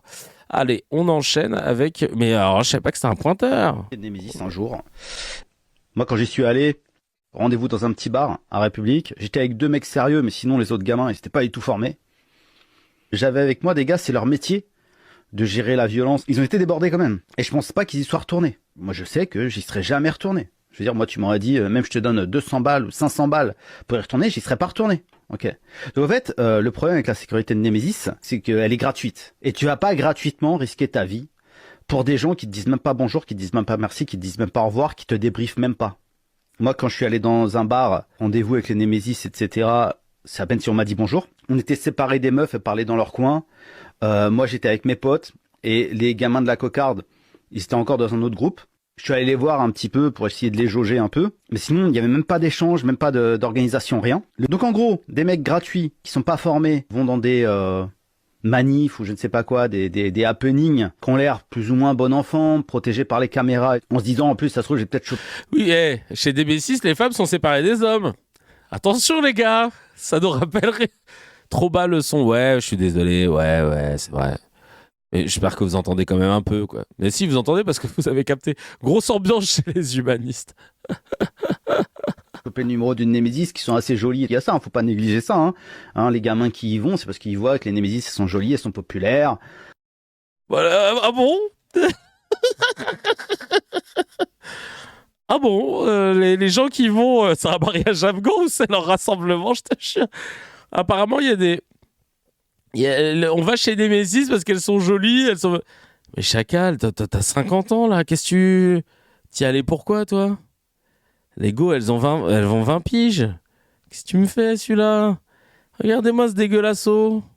Tu vois, il y a peut-être moyen de gratter un numéro. Non, elle te calcule pas. Bah bien fait pour ta gueule. Il y a peut-être moyen de gratter un numéro. Non, elle calcule pas. Bah chais. Aïe. En plus, il a dit que c'était il y a 10 ans. 20 piges, c'est déjà vieux pour lui.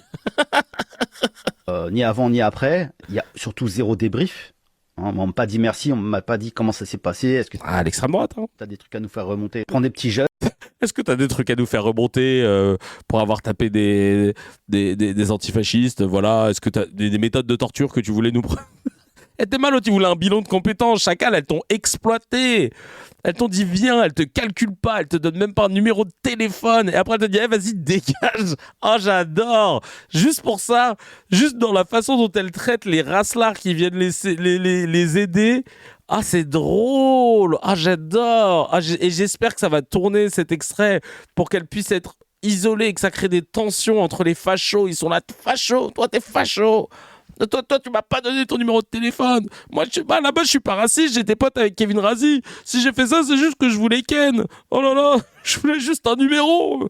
Même toi, tu m'ajoutes sur Snap, un petit truc, quoi. Putain, je suis cro-blanc, quand même. Putain, non, j'ai pas trop blanc, cro-blanc. Ah, ça se trouve, ça vient de là, putain, le bâtard. Ça se trouve, le mec, à la base, dit...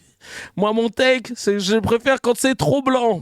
Bon, on va peut-être pas mettre ce blaze, on va mettre un cas. C'est son petit frère, un petit gros blanc. Voilà, tiens, c'est bien, c'est parfait. Purée de pommes de terre. Pas de numéro, facho, je te jure. Non, mais là, il est à 2 doigts de devenir antifasciste maintenant. La vie de ma mère, je vais toutes les défoncer. J'ai tous les défoncés, ça y est, c'est bon, j'en ai marre. Le mec, quand même, il a attendu qu'il y ait une histoire comme celle-ci, qui est quand même horrible, la mort de quelqu'un, d'un de ses comparses, pour qu'il puisse faire une vidéo pour tacler Nemesis. Donc, c'est de dire à quel point il l'avait là. Il s'est dit, non, je vais pas tacler Nemesis, j'ai pas envie de créer la désunion des extrêmes droits. Il y a un mort, Nemesis, si, c'est des connasses. Ah, putain, ça fait du bien. C'est des connasses. Elles donnent pas leur snap. Elles donnent pas leur numéro. Nous, on va se taper pour elles. Et elles s'en battent les couilles. Moi, je pensais qu'il y allait avoir un...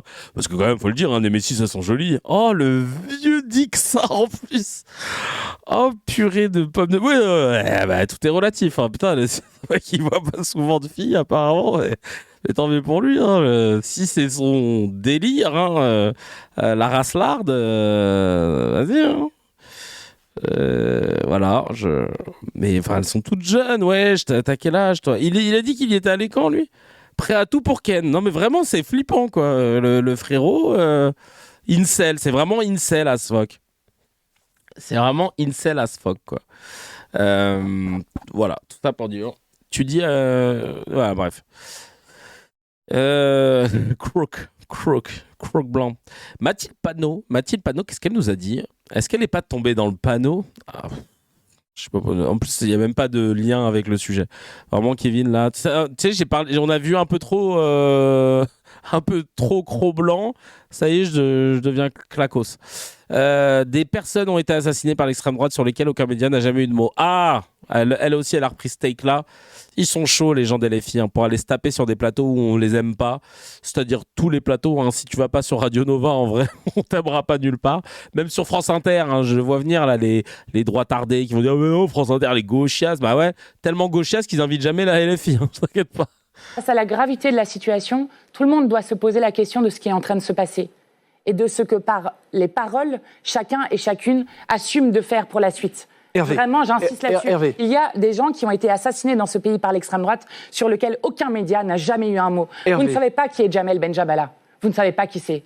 Pourtant, il a été assassiné il y a 1 an et demi par une voiture qui lui a roulé 3 fois dessus. C'était un membre de la brigade française patriote qui n'a toujours pas été dissous. Et on a retrouvé chez lui 2 obus, des grenades, des armes. Il qualifiait sans cesse Jamel Benjabala de sale bougnoul. Ce meurtre n'a pas été qualifié de raciste. Vous n'en avez jamais parlé. Bien. Donc, posez-vous des questions aussi sur ce qui se passe derrière et la manière dont l'extrême droite... Ils sont pris un panneau. Ils sont tombés dans le panneau. Parce que là, ils étaient là. C'est quoi le nom d'arabe qu'elle a dit là? Je l'ai pas, cet arabe. Qu'est-ce que c'est que cette histoire d'arabe? Je ne l'ai pas du tout. Un arabe. Il y a un arabe qui est comme Quentin. Ah merde. C'est compliqué là. Alors tu nous as dit quoi, Manuel Bompard sur France Inter, c'était il y a 1 heure, c'est ça? C'est ça que tu me dis? C'est ça que tu es en train de me dire? C'est ça, c'est le mec il embrouille les gens alors qu'il veut juste une confirmation. Est-ce que c'est cette vidéo dont tu parles? Entretien avec Benjamin Duhamel. Nous recevons donc ce matin le député des Bouches-du-Rhône, coordinateur de la France Insoumise. Est-ce que c'est de ça que tu parles?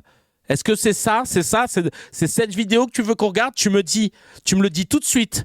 Je te jure que tu me le dis tout de suite. Et on va la regarder, d'accord? On va la regarder, cette vidéo. On va la regarder ensemble. et c'est ensemble qu'on va démêler les cartes. Elle fait 28 minutes chacun. Donc si c'est cette vidéo, c'est de cette vidéo, d'accord, la vraie vie 75, d'accord. On se la regarde après. Attends, je continue mon petit conducteur. Alors, pas besoin de s'énerver, hein. On va regarder la vidéo. On va la regarder, qu'est-ce que tu vas faire? Le mec, il sait pas être... j'ai des potes comme ça, ils sont gentils, mais ils savent pas parler. Donc en fait, ils sont toujours véhéments dans leur façon d'amener les choses. Nour, je pense que tu peux être comme ça toi aussi, non? Je l'attaque au calme, ma pauvre, elle a rien fait. Je te jure, j'ai des potes, parfois quand ils veulent te donner un coup de main, tu sais pas s'ils vont te donner un coup avec la main ou si c'est un coup de main, tu vois. Ils sont là, tu veux que moi je te mets bien. Si tu veux, je te mets bien. Moi je viens ce soir en bas de chez toi et je t'amène directement chercher ta voiture. Y a pas de problème. Tu me dis, Kevin. Tu me dis si tu veux que je t'aide à récupérer la voiture à la fourrière. Tu dis, mais chacal, doucement. Je veux pas que ce soit un problème pour toi. Y a pas de problème pour moi. Moi, si je dois t'aider, j'y vais tout de suite. Tu fais, ok, d'accord. Ben non, mais m'aide pas. Franchement, m'aide pas. Alors, on va regarder le petit postillon. Tu connais là. Dans le dos de nous, on adore. C'est une menace d'aide, c'est ça. C'est que pour les embrouilles que je parle comme ça. Rendez-vous Gare du Nord pour ton déménagement, Kevin, ok? Je te jure. Tu sais quoi? Vas-y, me parle même pas. Gare du Nord, je descends. C'est comme un Algérien qui te dit qu'il t'aime. Attends, je suis perdu. Ah, voilà. Voilà, je nettoie mon micro aussi. Alors, on va regarder la suite.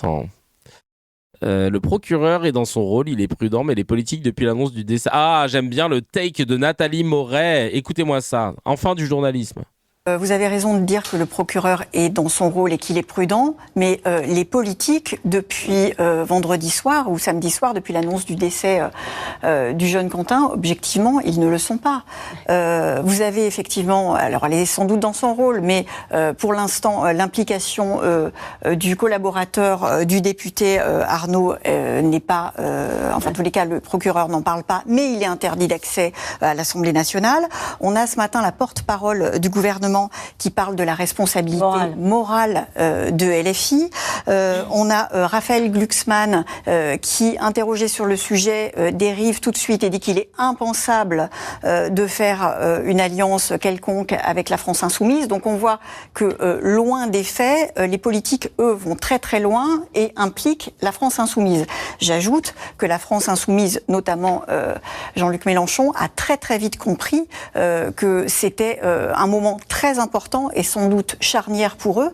À voir par exemple son meeting hier à Montpellier où il était là pour soutenir Nathalie Osiol, sa candidate, la candidate insoumise. Il a été extrêmement en défense de son mouvement en disant que d'abord il a présenté ses condoléances, il a fait preuve de compassion pour les victimes, ce qu'il n'avait pas fait 48 heures plus tôt, et surtout il a été en défense de son mouvement en disant qu'il n'avait strictement rien à voir avec ce qui s'est passé, ce qui est vrai, parce que si jamais des collaborateurs d'un député étaient mis en cause dans ce dossier, ça ne veut pas dire que la France insoumise l'est. On voit que tout le monde marche sur des œufs, que c'est très compliqué. Et pourquoi c'est compliqué? C'est parce que nous sommes à 3 semaines. Bien sûr. Alors, exactement. Et c'est là où je voulais en venir. On continue sur la récupération. Mais c'est là où je voulais en venir. On va continuer. Maud Bréjon, je déteste à chaque fois tous ces points de vue. Et voilà ce qu'elle va nous dire. Elle va complètement illustrer ce que la Nathalie juste avant avait dit. Lorsque la France insoumise a investi un candidat et fait élire un député membre de la Jeune Garde qui est un groupe d'ultra-gauche structuré, organisé autour de la violence, qui dispensait, avant qu'on prononce la dissolution, des formations pour ce type d'organisation. Quel message on envoie ? Quel message on envoie ? Et c'est en ça où je dis que la France insoumise a une responsabilité morale dans le climat ambiant. Rima Hassan a-t-elle sa place dans une salle de cours d'université ? C'est aux universités de le dire. Vous savez, moi je crois que derrière la question qui se pose pour nous toutes et tous, citoyens, c'est le choix qu'on fait dans les urnes. Parce que Rima Hassan, quoi qu'on en pense, et je n'ai aucune complaisance envers cet eurodéputé. Quoi qu'on en pense, on sait que t'as aucune complaisance. C'est plutôt l'inverse qui nous aurait étonné. De par ses propos, de par ce qu'elle véhicule, en particulier sur l'antisémitisme, je n'ai aucune complaisance vis-à-vis de la France insoumise et de ses députés. Ah bah là, c'est pas Pauline de Malherbe qui va la couper. Hein. Mais il et elle ont été élus. Et donc, nous avons, une responsabilité politique, c'est de les combattre dans les urnes. Et nos concitoyens, ceux qui, en tout cas, ont été amenés à voter pour eux, doivent regarder en face ce qu'ils sont réellement, derrière les discours, derrière les insinuations, la façon dont ils sont structurés, les femmes et les hommes qu'ils ont mis en avant. On a une responsabilité, on a tous une responsabilité lorsqu'on glisse des formations pour ce type d'organisation. Cours d'université. Ouais, bon, bref, vous avez vu, hein, là, c'est porte-parole du gouvernement, donc ça en dit long sur le take qui décide de prendre. Nous met pas le discours de Marion Maréchal ce matin sur BFM, c'est l'horreur. Allez, je vais y aller, je vais les regarder. Non, je rigole. On va enchaîner avec Raphaël Glucksmann. Qu'est-ce qu'il nous dit lui aussi? C'est parti, on t'écoute. Vous avez cité des noms. Prenons le cas de Raphaël Arnault. Son nom est beaucoup cité depuis jeudi parce que c'est lui qui avait fondé ce collectif, la Jeune Garde, donc ces activistes de gauche Antifa à Lyon. Ce groupe est pointé du doigt par les militants qui ont été attaqués, les militants Némésis. Est-ce que ça vous choque qu'un homme comme ça, Raphaël Arnault, soit député de la République aujourd'hui et ait été élu sous le drapeau La France Insoumise? Ça me choque. Je vous le dis, ça me choque. Ça me choque que des députés de la République puissent à ce point être liés à des groupes violents. Ça me choque, oui, ça me choque. Ça me choque que Rima Hassan puisse être députée européenne et répandre le fiel. Ça me choque. Je vais vous dire, ça me choque. Après, c'est le résultat des votes. Ça me choque. Donc, ça me choque parce que moi, j'étais avec la BAC. Des élections, mais ça me choque, oui. Moi, je pense que les députés de la République doivent être exemplaires. Je pense que les députés européens doivent être exemplaires. Et en particulier dans un contexte où les... Je connaissais pas le terme fiel, moi non plus. Là, j'ai fait genre, je sais pas. Les démocraties sont en train de se faire enfoncer absolument partout par des empires autoritaires qui cultivent cette violence. Et donc, nous, on a en notre sein, mais disons-les... Des empires autoritaires, de quel bord déjà, tu peux nous le dire? Quel bord? Extrême droite, voilà. Les choses clairement. On a en notre sein, au sein de la démocratie chevalier du fiel française, des groupes politiques qui reprennent les méthodes de ces empires autoritaires qui menacent nos démocraties, qui attisent le feu de la division. Mais de quel bord politique, ces empires autoritaires? La plus extrême au sein même de nos républiques. Donc maintenant, en fait, il va falloir que chacune et chacun en prenne nos responsabilités. Il est impensable, je vous le dis, impensable que à gauche, nous continuons à cultiver le moindre doute sur une possible alliance électorale avec la France Insoumise. C'est impensable. Le fiel, c'est de la bile. Ok. Pas mal. Merci beaucoup. Putain, qu'est-ce qu'il est médiocre. Qu'est-ce que ça a dit là dans les commentaires? Leïla qui dit, ça me choque que ce mec pense qu'il fait de la politique et en plus qu'il croit qu'il est coté. Non mais de la vie. Ça c'est les médias. Hein. Les médias te fabriquent des candidats et t'en détruisent d'autres. Voilà. Et alors en fait j'aurais dû finir par la vidéo qu'on a vue avant. Tout le monde se précipite parce que au final, pourquoi d'un coup tout le monde se précipite sur ce fait divers de ce militant d'extrême droite qui est mort sous les coups de militants potentiellement d'extrême gauche. On attend les résultats de l'enquête, je le rappelle, mais dans les médias et pour une grosse partie de la classe politique, c'est plié, on connaît les responsables. Pourquoi? On est à 3 semaines des élections.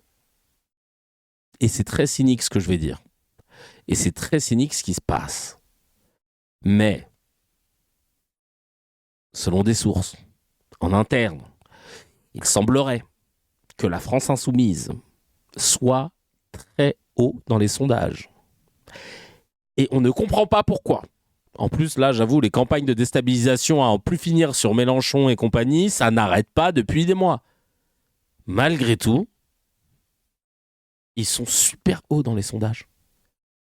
Et en fait, ils reconquêtent pas du tout. Alors que l'autre, elle a fait quand même le JT de 20h pour annoncer sa candidature. Chikirou, frère, elle a fait un stream sur... elle a fait un stream, il y avait 200 viewers en fin de soirée. Hein. Et plus ils tapent sur la France Insoumise, plus ça monte et ils comprennent Et là, d'un coup, c'était l'opportunité de ouf. On va surfer sur ça. On ne sait pas encore quel est le lien direct, indirect. On pense que c'est la jeune garde, Raphaël Arnaud, LFI. Il y avait Rima Hassan qui était là. Ouais, bon, elle n'était pas dans le même arrondissement, j'en ai rien à foutre. Boum, on y va. C'est ça, en fait, qui se passe. Et je me dis que en fait, ça m'a redonné foi en apprenant cette info, à prendre avec des pincettes. De me dire qu'en fait, la France et les Français, c'est pas un peuple qui est si facilement domptable que ça. Et qu'en général, le Français, quand tu le forces trop... en fait, il est manipulable facilement, le Français. Comme beaucoup de peuples, tu vois, avec les techniques de...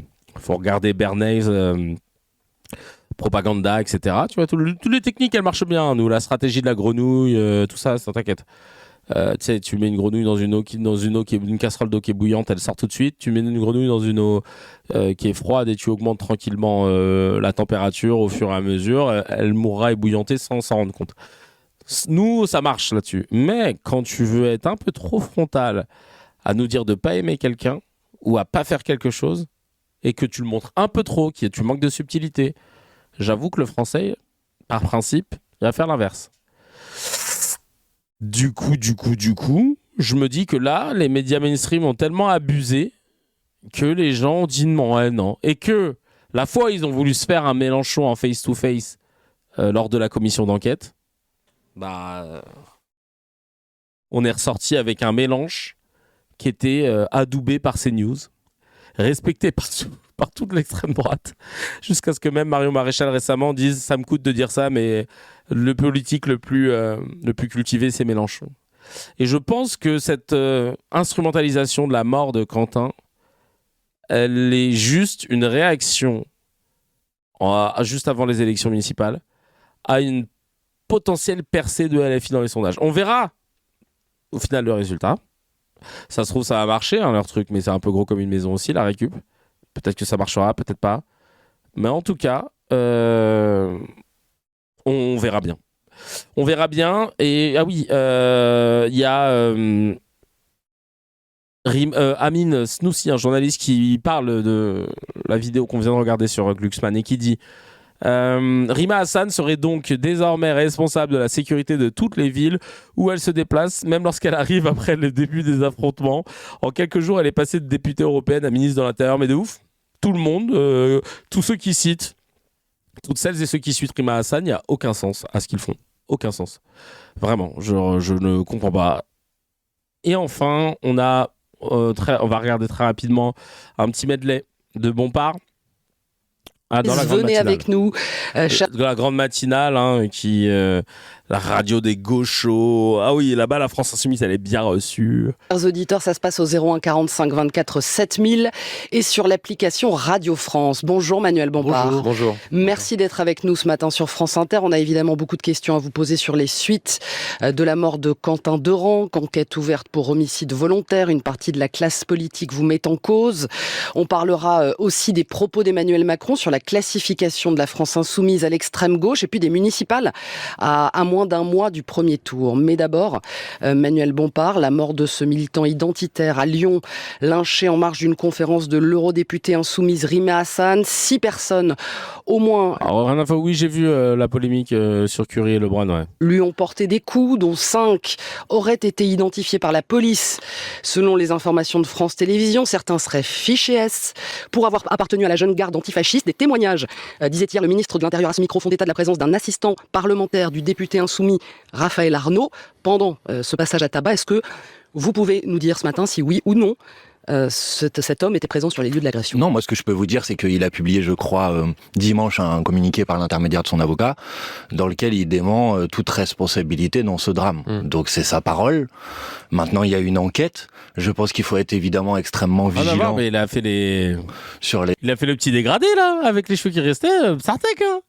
Aïe, aïe, aïe, BG, Bombardier, BG, pardon. Les informations qui sont relayées. Je lisais par exemple ce matin dans le journal Le Monde que les mêmes témoignages ou que certaines personnes sur les réseaux sociaux ciblaient une jeune femme et que ses parents répondaient au journal Le Monde qu'elle était précisément au Brésil, par exemple. Donc je dis à tout le monde, il faut être extrêmement vigilant, il faut laisser la justice faire son travail. La mort de ce jeune homme est évidemment un drame, et si des responsables sont identifiés, ils seront condamnés, ils doivent l'être. Pourquoi est-ce qu'il s'est mis en retrait, cet dans l'avocat Adèle Coiffure, 9 € à la gare de Vous avez peut-être, dans le communiqué de son avocat que vous avez peut-être lu, il dit qu'il est menacé de mort et que donc il est dans l'impossibilité, dans l'incapacité d'exercer sa fonction. Tout simplement, c'est sa parole, c'est sa version. Moi, je n'en ai pas d'autre. Manuel Bompard, vous faites référence à cette prise de parole de son... les sous-fifres du pouvoir arrivent. C'est parti. Un avocat qui dit effectivement qu'il n'est pas responsable dans la mort de Quentin Derengue, ce qui ne veut pas dire qu'il n'y était pas. Là encore, et c'est ce qu'on va essayer de faire tout au long de cet entretien pour essayer d'être le plus précis et le plus clinique possible. Vous êtes à la tête d'un mouvement, la France Insoumise. Oui. Raphaël Arnaud est donc un de vos députés. Oui. Et vous n'êtes pas en capacité ce matin de nous dire si oui ou non un assistant parlementaire, qui est donc un militant de la France Insoumise, était ou non sur les lieux de l'agression de ce jeune militant. Alors d'abord, moi je suis effectivement responsable de la France Insoumise, je suis député de la France Insoumise, Raphaël Arnaud est député, il a des collaborateurs, moi je n'ai évidemment aucune responsabilité sur les collaborateurs de Raphaël Arnaud, et pour le reste, vous comprenez qu'à partir du moment où cette personne a publié un communiqué de son avocat, c'est pas moi qui vais faire d'autres déclarations que l'avocat. Mais est-ce que vous avez posé la question à Raphaël Arnaud de savoir si son assistant parlementaire était présent sur les lieux de l'agression? Monsieur Duhamel, moi je ne suis pas enquêteur. Je ne suis pas policier. Ce n'est pas à moi de faire ce travail. Il y a une enquête qui est en cours. Et cette enquête, elle permettra peut-être d'identifier. Donc il n'y a pas une question de responsabilité les personnes qui politique, sont responsables. Manuel Bompard, au-delà de la justice, et bien évidemment la justice. Il n'y a aucune responsabilité politique. Il n'y a aucune responsabilité politique de la France Insoumise dans ce drame.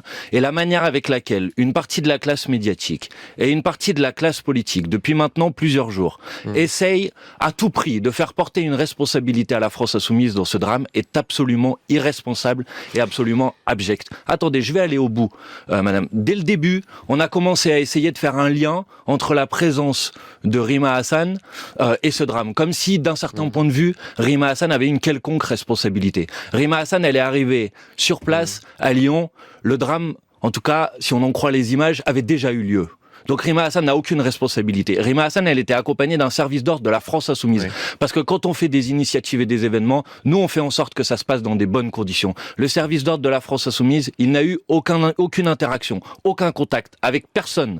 Et ça s'est extrêmement bien passé dans cette conférence, et notre service d'ordre, comme il l'a toujours fait. Mais Manuel Bompard, c'est pour ça que ce matin, on commence cet entretien par vous poser une question très précise. Donc, juste pour bien clouter, si vous me permettez, vous n'êtes pas capable de nous dire ce matin. Ils n'ont pas compris qu'en invitant Bompard, ils n'auront jamais le dernier mot. La vie de ma mère, je ne sais pas pourquoi ils continuent encore avec ça. Si, oui ou non, l'assistant parlementaire de Raphaël Arnaud était présent au moment où ce jeune militant je vous ai renvoyé dès le début de votre première question sur ce sujet au communiqué qui a été publié par son avocat, et c'est pas à moi de faire d'autres déclarations. Je disais qu'il n'y avait aucun lien entre la France Insoumise et ce drame. Et j'appelle tout le monde à la responsabilité et à la vigilance, parce que quand on lance des accusations infondées, graves et mensongères, ça a des conséquences. Attendez, madame. Oui. Non, mais je propose qu'on prenne les choses dans l'ordre. C'est une dizaine de permanences parlementaires de la France Insoumise qui ont été menacées. Hier, c'est une tête de liste de la France Insoumise aux élections municipales qui a vu son domicile personnel être tagué.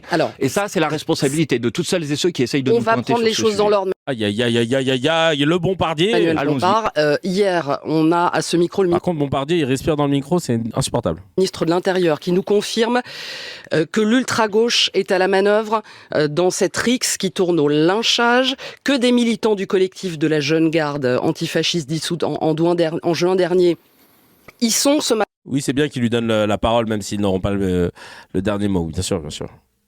On a des informations de France Télévisions qui vont dans le même sens. Est-ce que vous reconnaissez, est-ce que vous commencez par reconnaître que ce sont des militants de l'ultra-gauche qui sont à l'origine de la mort de Quentin Derengue ? Madame, ce n'est ni au ministre de l'Intérieur, en vertu de la séparation des pouvoirs dans notre pays, qui est peut-être une idée qui vous a pas échappé, ni au ministre de l'Intérieur, qui est informé par ses services d'enquête, ni au ministre de la Justice, Ultra-gauche, moi, anarchiste, je suis quoi du coup ? T'es méga gauche. T'es giga de gauche, toi.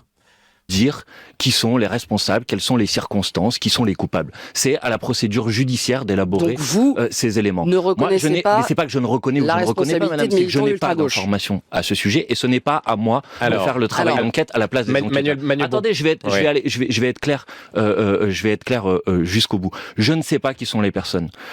Moi, je fais partie des gens qui ont toujours appuyé et soutenu l'idée que, en particulier dans le contexte lyonnais, il y avait des groupes. Apparemment, c'est là que ça commence. Parce qu'en fait, en vrai, il pourrait dire, enfin, il leur a dit, je ne lui ai pas parlé, machin, là. Mais en vrai, je pense que tu sais qu'on dit qu'il y a un attaché parlementaire d'un député que tu connais très bien qui est dans la sauce. J'appelle Raphaël Arnaud. Moi, si je suis bon part, je lui dis, c'est quoi les bails chacal? Il y avait un de tes gars qui était dans le truc ou quoi? Non, ok, d'accord. Bon, je vais dire non. Oui. Bon, je vais dire non.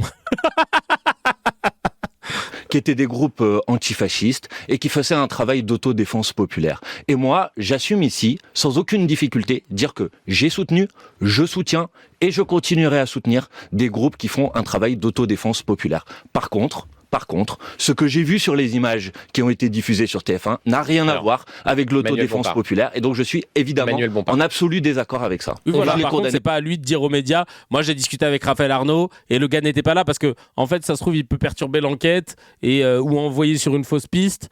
Et après, on lui retombera dessus. Donc là-dessus, c'est ça. Mais je pense que lui, il sait. Et dès la première heure d'ailleurs. Il s'avère que ce matin, et c'est ce que Florence disait, selon les informations de plusieurs médias, dont les informations de France Télévisions, parmi les 6 personnes qui ont été, qui sont en voie d'identification, il y en a 5, dont des militants ou des anciens militants de ce collectif de la Jeune Garde, dont certains étaient fichés pour avoir appartenu à ce collectif qui a été dissous en juin dernier. Il s'avère, Manuel Bompard, que vous avez des liens avec la Jeune Garde. Là, je vais citer ce que disait Jean-Luc Mélenchon le 30 avril dernier. Ouvrez les guillemets, c'était lors d'un meeting à Auxerre. La Jeune Garde est une organisation alliée liée au mouvement insoumis. Ce sont des jeunes antifascistes. Il rajoutait un peu plus loin. Nous n'avons pas peur. J'en parle avec passion parce que ce sont mes jeunes camarades. Là encore, on va rester le plus précis possible. Apparemment, ça a pété entre Emmanuel de Villiers et Bompard dans les grandes gueules RMC, là. Aïe, aïe, aïe. Attends, on va aller voir ça, nous. Nous, on adore quand ça bombarde. Attends. Je vais aller voir ça. On va aller voir ça. Ah oui, il y avait l'enquête aussi de contre-attaque.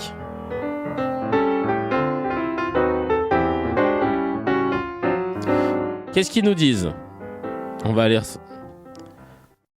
Alors, c'est une affaire détail, un mensonge politico-médiatique que nous sommes désormais en mesure de démontrer. Des images exclusives et un passant témoin de la rixe lyonnaise du 12 février prouve qu'un des commandos armés d'extrême droite a déclenché une confrontation qui a mené au décès de Quentin de Tranque. Ok. Depuis 4 jours, les médias relaient le narratif de l'extrême droite. Quentin, un jeune catholique de 23 ans non violent, aurait été assassiné de sang-froid par les antifas. Un récit repris à ce jour par le procureur de Lyon. Mais ces éléments que nous nous sommes procurés révèle littéralement l'inverse. Nous avons reçu un court extrait vidéo montrant 2 groupes d'individus rentrés violemment en contact à un croisement. La vidéo s'arrête malheureusement quand démarre la rixe, mais d'autres images montrent une vingtaine de nervis d'extrême droite cagoulés, équipés de gazeuses, d'une béquille ou de barres de fer, venus en découdre avec un autre groupe. Nous n'en publions ici que des captures avec l'autorisation des auteurs-autrices. Très bien. Militant d'extrême droite frappant avec une béquille métallique, on aperçoit une gazeuse au sol. Un témoin extérieur nous apporte un éclairage décisif sur le déroulé de la bagarre, initiée par l'extrême droite au croisement avec la rue Victor Lagrange. Il dit avoir aperçu un commando d'extrême droite sortir des 2 côtés de la route. Ils sont organisés en groupe, positionnés aux 2 angles de la rue, armés et cagoulés. Ils étaient en toute une vingtaine et ont chargé avec des casques de moto, béquilles, parapluies, gazeuses. Selon ce témoin, ils ont utilisé une torche incandescente pour brûler leur adversaire. Pourquoi je parle comme Julien Lepers ? Un élément confirmé par une habitante interrogée par Mediapart qui évoque un fumigène lancé lors de la confrontation. Il s'agit d'un mode opératoire courant chez les hooligans. L'attaque a été extrêmement violente et aurait duré plus de 5 minutes. Du côté des personnes chargées par les militants d'extrême droite, plusieurs personnes ont été blessées, explique ce témoin. Des hurlements de passants auraient forcé les deux groupes à se disperser. Après la confusion, aucune personne ne reste sur place au sol. Notre témoin nous dit qu'il est choqué par la réécriture de l'histoire depuis plusieurs jours, mais aussi sur le fait que ça finisse par ce drame. Après la rixe, Quentin de Ranc a refusé de se rendre à l'hôpital. C'est en tout cas ce que révèle aujourd'hui un riverain à France Info. Les médias et les responsables politiques qui relaient depuis 4 jours sans recul le narratif affirmant qu'un jeune philosophe catholique et non violent aurait été laissé pour mort suite à une agression gratuite ont menti. Et ouais. Et ça précise quand les victimes sont catholiques, je te jure. Ah, ils vont pas dire un musulman s'est fait agresser, ça c'est sûr. Je viens de la région parisienne et je suis parti étudier à Lyon pendant 5 ans en 2006. Il y a des stickers de groupuscules d'extrême droite collés dans tous les centres-villes. Ces mêmes groupuscules régulièrement sortent en groupe en ville pour manifester violemment et chercher la bagarre. Malheureusement, ça devait arriver un jour car l'État n'a pas fait son travail de dissolution de ces groupes qui scindent la société. Et bizarrement, ça utilise les mêmes procédés mensongers que pour protéger les policiers. Ah oui, non mais je te dis, Laurent Nunez, il m'a choqué. Bon, on regardera la vidéo pour demain, je pense, de Bompard avec Emmanuel Devilliers. Et regardez cette dernière image. Vraiment, je trouve ça scandaleux. Regardez qui va faire une manifestation en hommage à Quentin. Non mais je hurle. Dimanche 15 février. La manifestation en hommage, qui a fait, c'était le 15 février, pardon. Le jeune nationaliste tué par des antifas aura lieu place de la Sorbonne à 16h à Paris. Ligue de défense juive. Ok. Ils viennent donc dire qu'ils seront présents à la manifestation. Non mais c'est la blague de l'année, c'est clair. À la manifestation. Alors que, je vous rappelle, que Quentin de Ranc est un militant d'extrême droite qui est passé par l'Action française et qui fait partie du groupuscule néofasciste Allobroge-Bourgoin. Et l'Action française, c'est un mouvement qui est nationaliste, monarchiste, anti-républicain, antidémocratique, très influent au début du XXe siècle, marqué par l'antisémitisme et le soutien à Vichy. Le gouvernement français qui a raflé des juifs pour les envoyer dans des trains en direction des camps de concentration et d'extermination. Et ils sont en train de faire un atalakou à Quentin. Alors, ça ne veut pas dire que tu dois pisser sur sa tombe, évidemment. Tu respectes la mort, tu la déplores. Mais de là à carrément s'afficher en disant « Ouais, hommage à Quentin, le jeune nationaliste tué par des antifas. » Non. Franchement, c'est ouf comment le narratif il change, bien sûr. Pourquoi ? Parce que ça permet de placer une cible dans le dos, pour reprendre cette expression qui est chère à tous les gens, tous les droitards. C'est placer une cible dans le dos sur LFI. C'est ouf. Et vous voulez la blague de l'année ou pas ? Est-ce qu'on finirait pas sur la blague de l'année ? Oui, c'est pas du tout religieux. C'est clair, c'est pas du tout religieux. La blague de l'année ou pas ? Dites-moi. On est 994, on va bientôt taper les 1000. Ça peut être 1000 pour la blague de l'année. Hein. Non, la blague de l'année, c'est pas Sophia. C'est pas Sophia Aram. Mais je vois, il nous manque 6 personnes pour taper les 1000, là, ce serait dommage. Mais alors, la blague de l'année vous est sponsorisée par... Kullu tamam. Je mange. Bergeau claqué.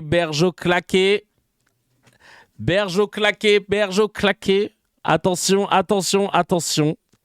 Elle nous a fait la blague du siècle. C'est parti. Les conditions de la mort de Quentin sont une préfiguration de la guerre civile qui s'annonce. Les petits serviles de l'antifascisme sont la chair à canon de l'islamisme qui veut changer notre ordre social, libéral et égalitaire et enfermer les femmes. Voilà, je l'ai dit. Bravo, Bergeau Claqué. Anthropologue. Oui, bien sûr. Non mais, la go, elle a trouvé un moyen de faire un lien avec l'islam. Non mais attends. Frère. Non mais... Vraiment, hein. Genre... Elle est incroyable, Bergeau Claqué. Tu vois que même elle, sur la photo, elle sait que... alors là, si je viens de pas dire une de ces conneries, elle nous a fait un Ah ouais, vraiment. Franchement. Je mange. Ah bah elle a mangé. Non mais elle est malade. Elle a balancé des mots en l'air et hop, ça fait une phrase.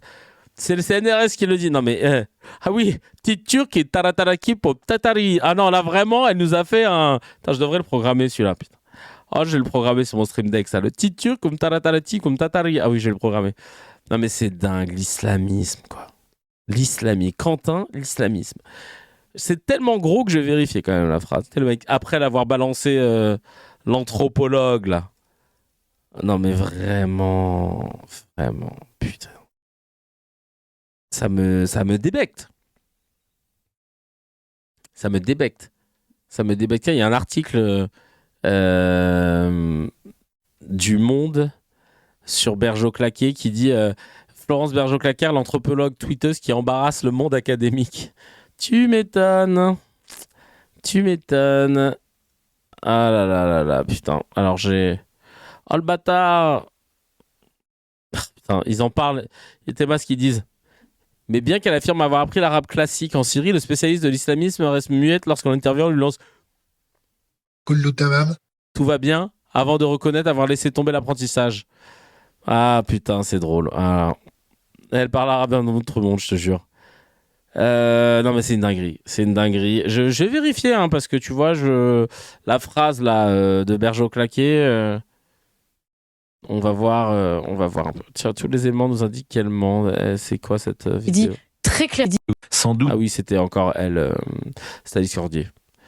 Alors, tout ça pour vous dire que Bergeau-Claquet, si c'est vrai, c'est grave drôle. Si c'est faux, ça nous aura fait bien rire. Mais j'arrive pas à y croire en vrai. Attends. Je veux vérifier quand même. Attends. Vas-y Flo, cherche. Bergeau-Claquet, ouais vas-y. Je sais pas c'est qui Flo, mais vas-y cherche. Islamisme, hop. On va regarder ça. Ah bah tiens, j'ai tapé ça. J'ai tombé sur une vidéo à WAM. 188 000 vues. Ben ça fait des vues ici sur X. Excusez-nous. Sur Bergeau-Claquet. Non, là, je vois rien. L'imam regrette son lapsus, machin. Attends. Bergeau, je vais mettre islamisme. Quentin. Tiens, on va voir. Hop. J'ai pas l'info. J'arrive pas à trouver l'info. Donc, je ne vais pas pouvoir rester sur cette phrase en vous disant qu'elle est vraie. Mais on a envie d'y croire et elle pourrait tellement être vraie. Écoutez, affaire à suivre. On passe tout de suite. No comment.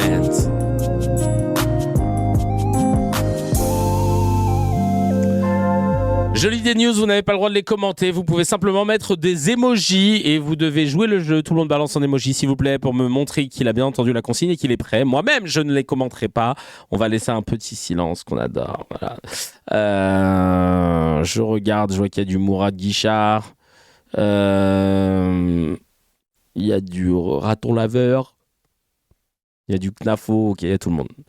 Allez, c'est parti les amis. En février 2026, Mahmoud Ahmed est devenu le premier citoyen israélien déchu de sa seule nationalité et jeté de force à Gaza, une zone de guerre dont il n'a même pas les papiers.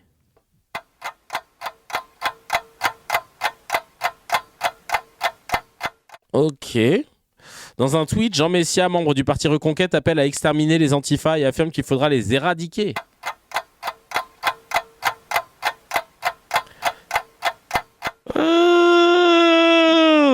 Oh purée de pommes de terre, mais c'est pas vrai ça. Et à Lyon, la mosquée Koba a une nouvelle fois été la cible d'un acte islamophobe dans la nuit de samedi à dimanche, subissant des dégradations ainsi que des tags injurieux à caractère sexuel.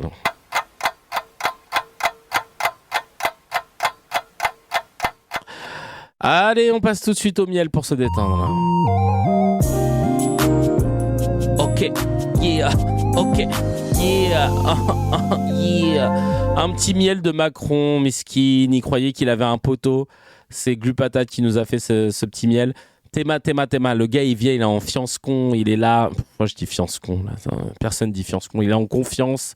Il est là et tout. Et personne va le caler à côté. C'est génialissime.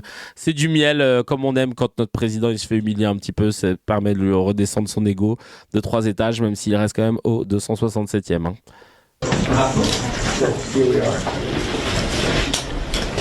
hope you don't mind about the European flag. Il rigole, il a même pas entendu la vanne. Bonjour. Ça va? Il continue de rire, lui, il a mis à son père qu'il le calcule. Hello, darkness, my old friend. I've come to talk with you again. Et voilà, c'était rapide, efficace. Mais qu'est-ce que c'est drôle. OSS 117, la vie de ma mère, c'est OSS 117, je te jure. C'est vraiment ça, purée de pommes de terre. Cringe de ouf. Non mais vraiment, la huisse, laisse tomber. Bref, écoutez, en tout cas, c'était un plaisir de pouvoir papoter avec vous. On se retrouve demain pour le prochain CKR, le 189. Vous serez là, 9h30. Appelez vos potes, comme ça on tapera les 1000. Là, on est 940 en connecté. En tout cas, merci beaucoup. Franchement, vous avez assuré. Merci 1000 fois pour donner de la force. On va aller faire un petit raid là, tiens, qui veut un raid? On va aller voir qui je suis en raid là en ce moment. Samuel Etienne, oh non, flemme, frère, je connais App en vrai. Je connais App, je vais pas lui donner, voilà. Bon bah on va raider personne, écoutez, on reste entre nous, ça suffit. En tout cas, c'était un plaisir de vous voir. Les vidéos vont être postées là dans la journée, si vous voulez regarder en replay et donner de la force. Et puis bah, on se retrouve très très vite, ok. Je vous dis, Luma. Ah, je le suis pas, Luma. Vas-y, tiens, pourquoi pas. Allez, Luma, ils sont gentils. Mais après, ils calculent pas quand on fait des raids. Tu sais, je dis ça alors que moi-même... Luma, est-ce qu'ils sont en raid, là, en ce moment? Bah oui, ils sont pas en raid. Ah non. Et les lives de Bilal, toujours en rendez-vous? Oui, bah ouais, malheureusement, ils sont pas là. Bon, bah en tout cas, je vous fais des bisous. On se retrouve sur le Discord pour celles et ceux qui veulent papoter. Je vous dis à très vite.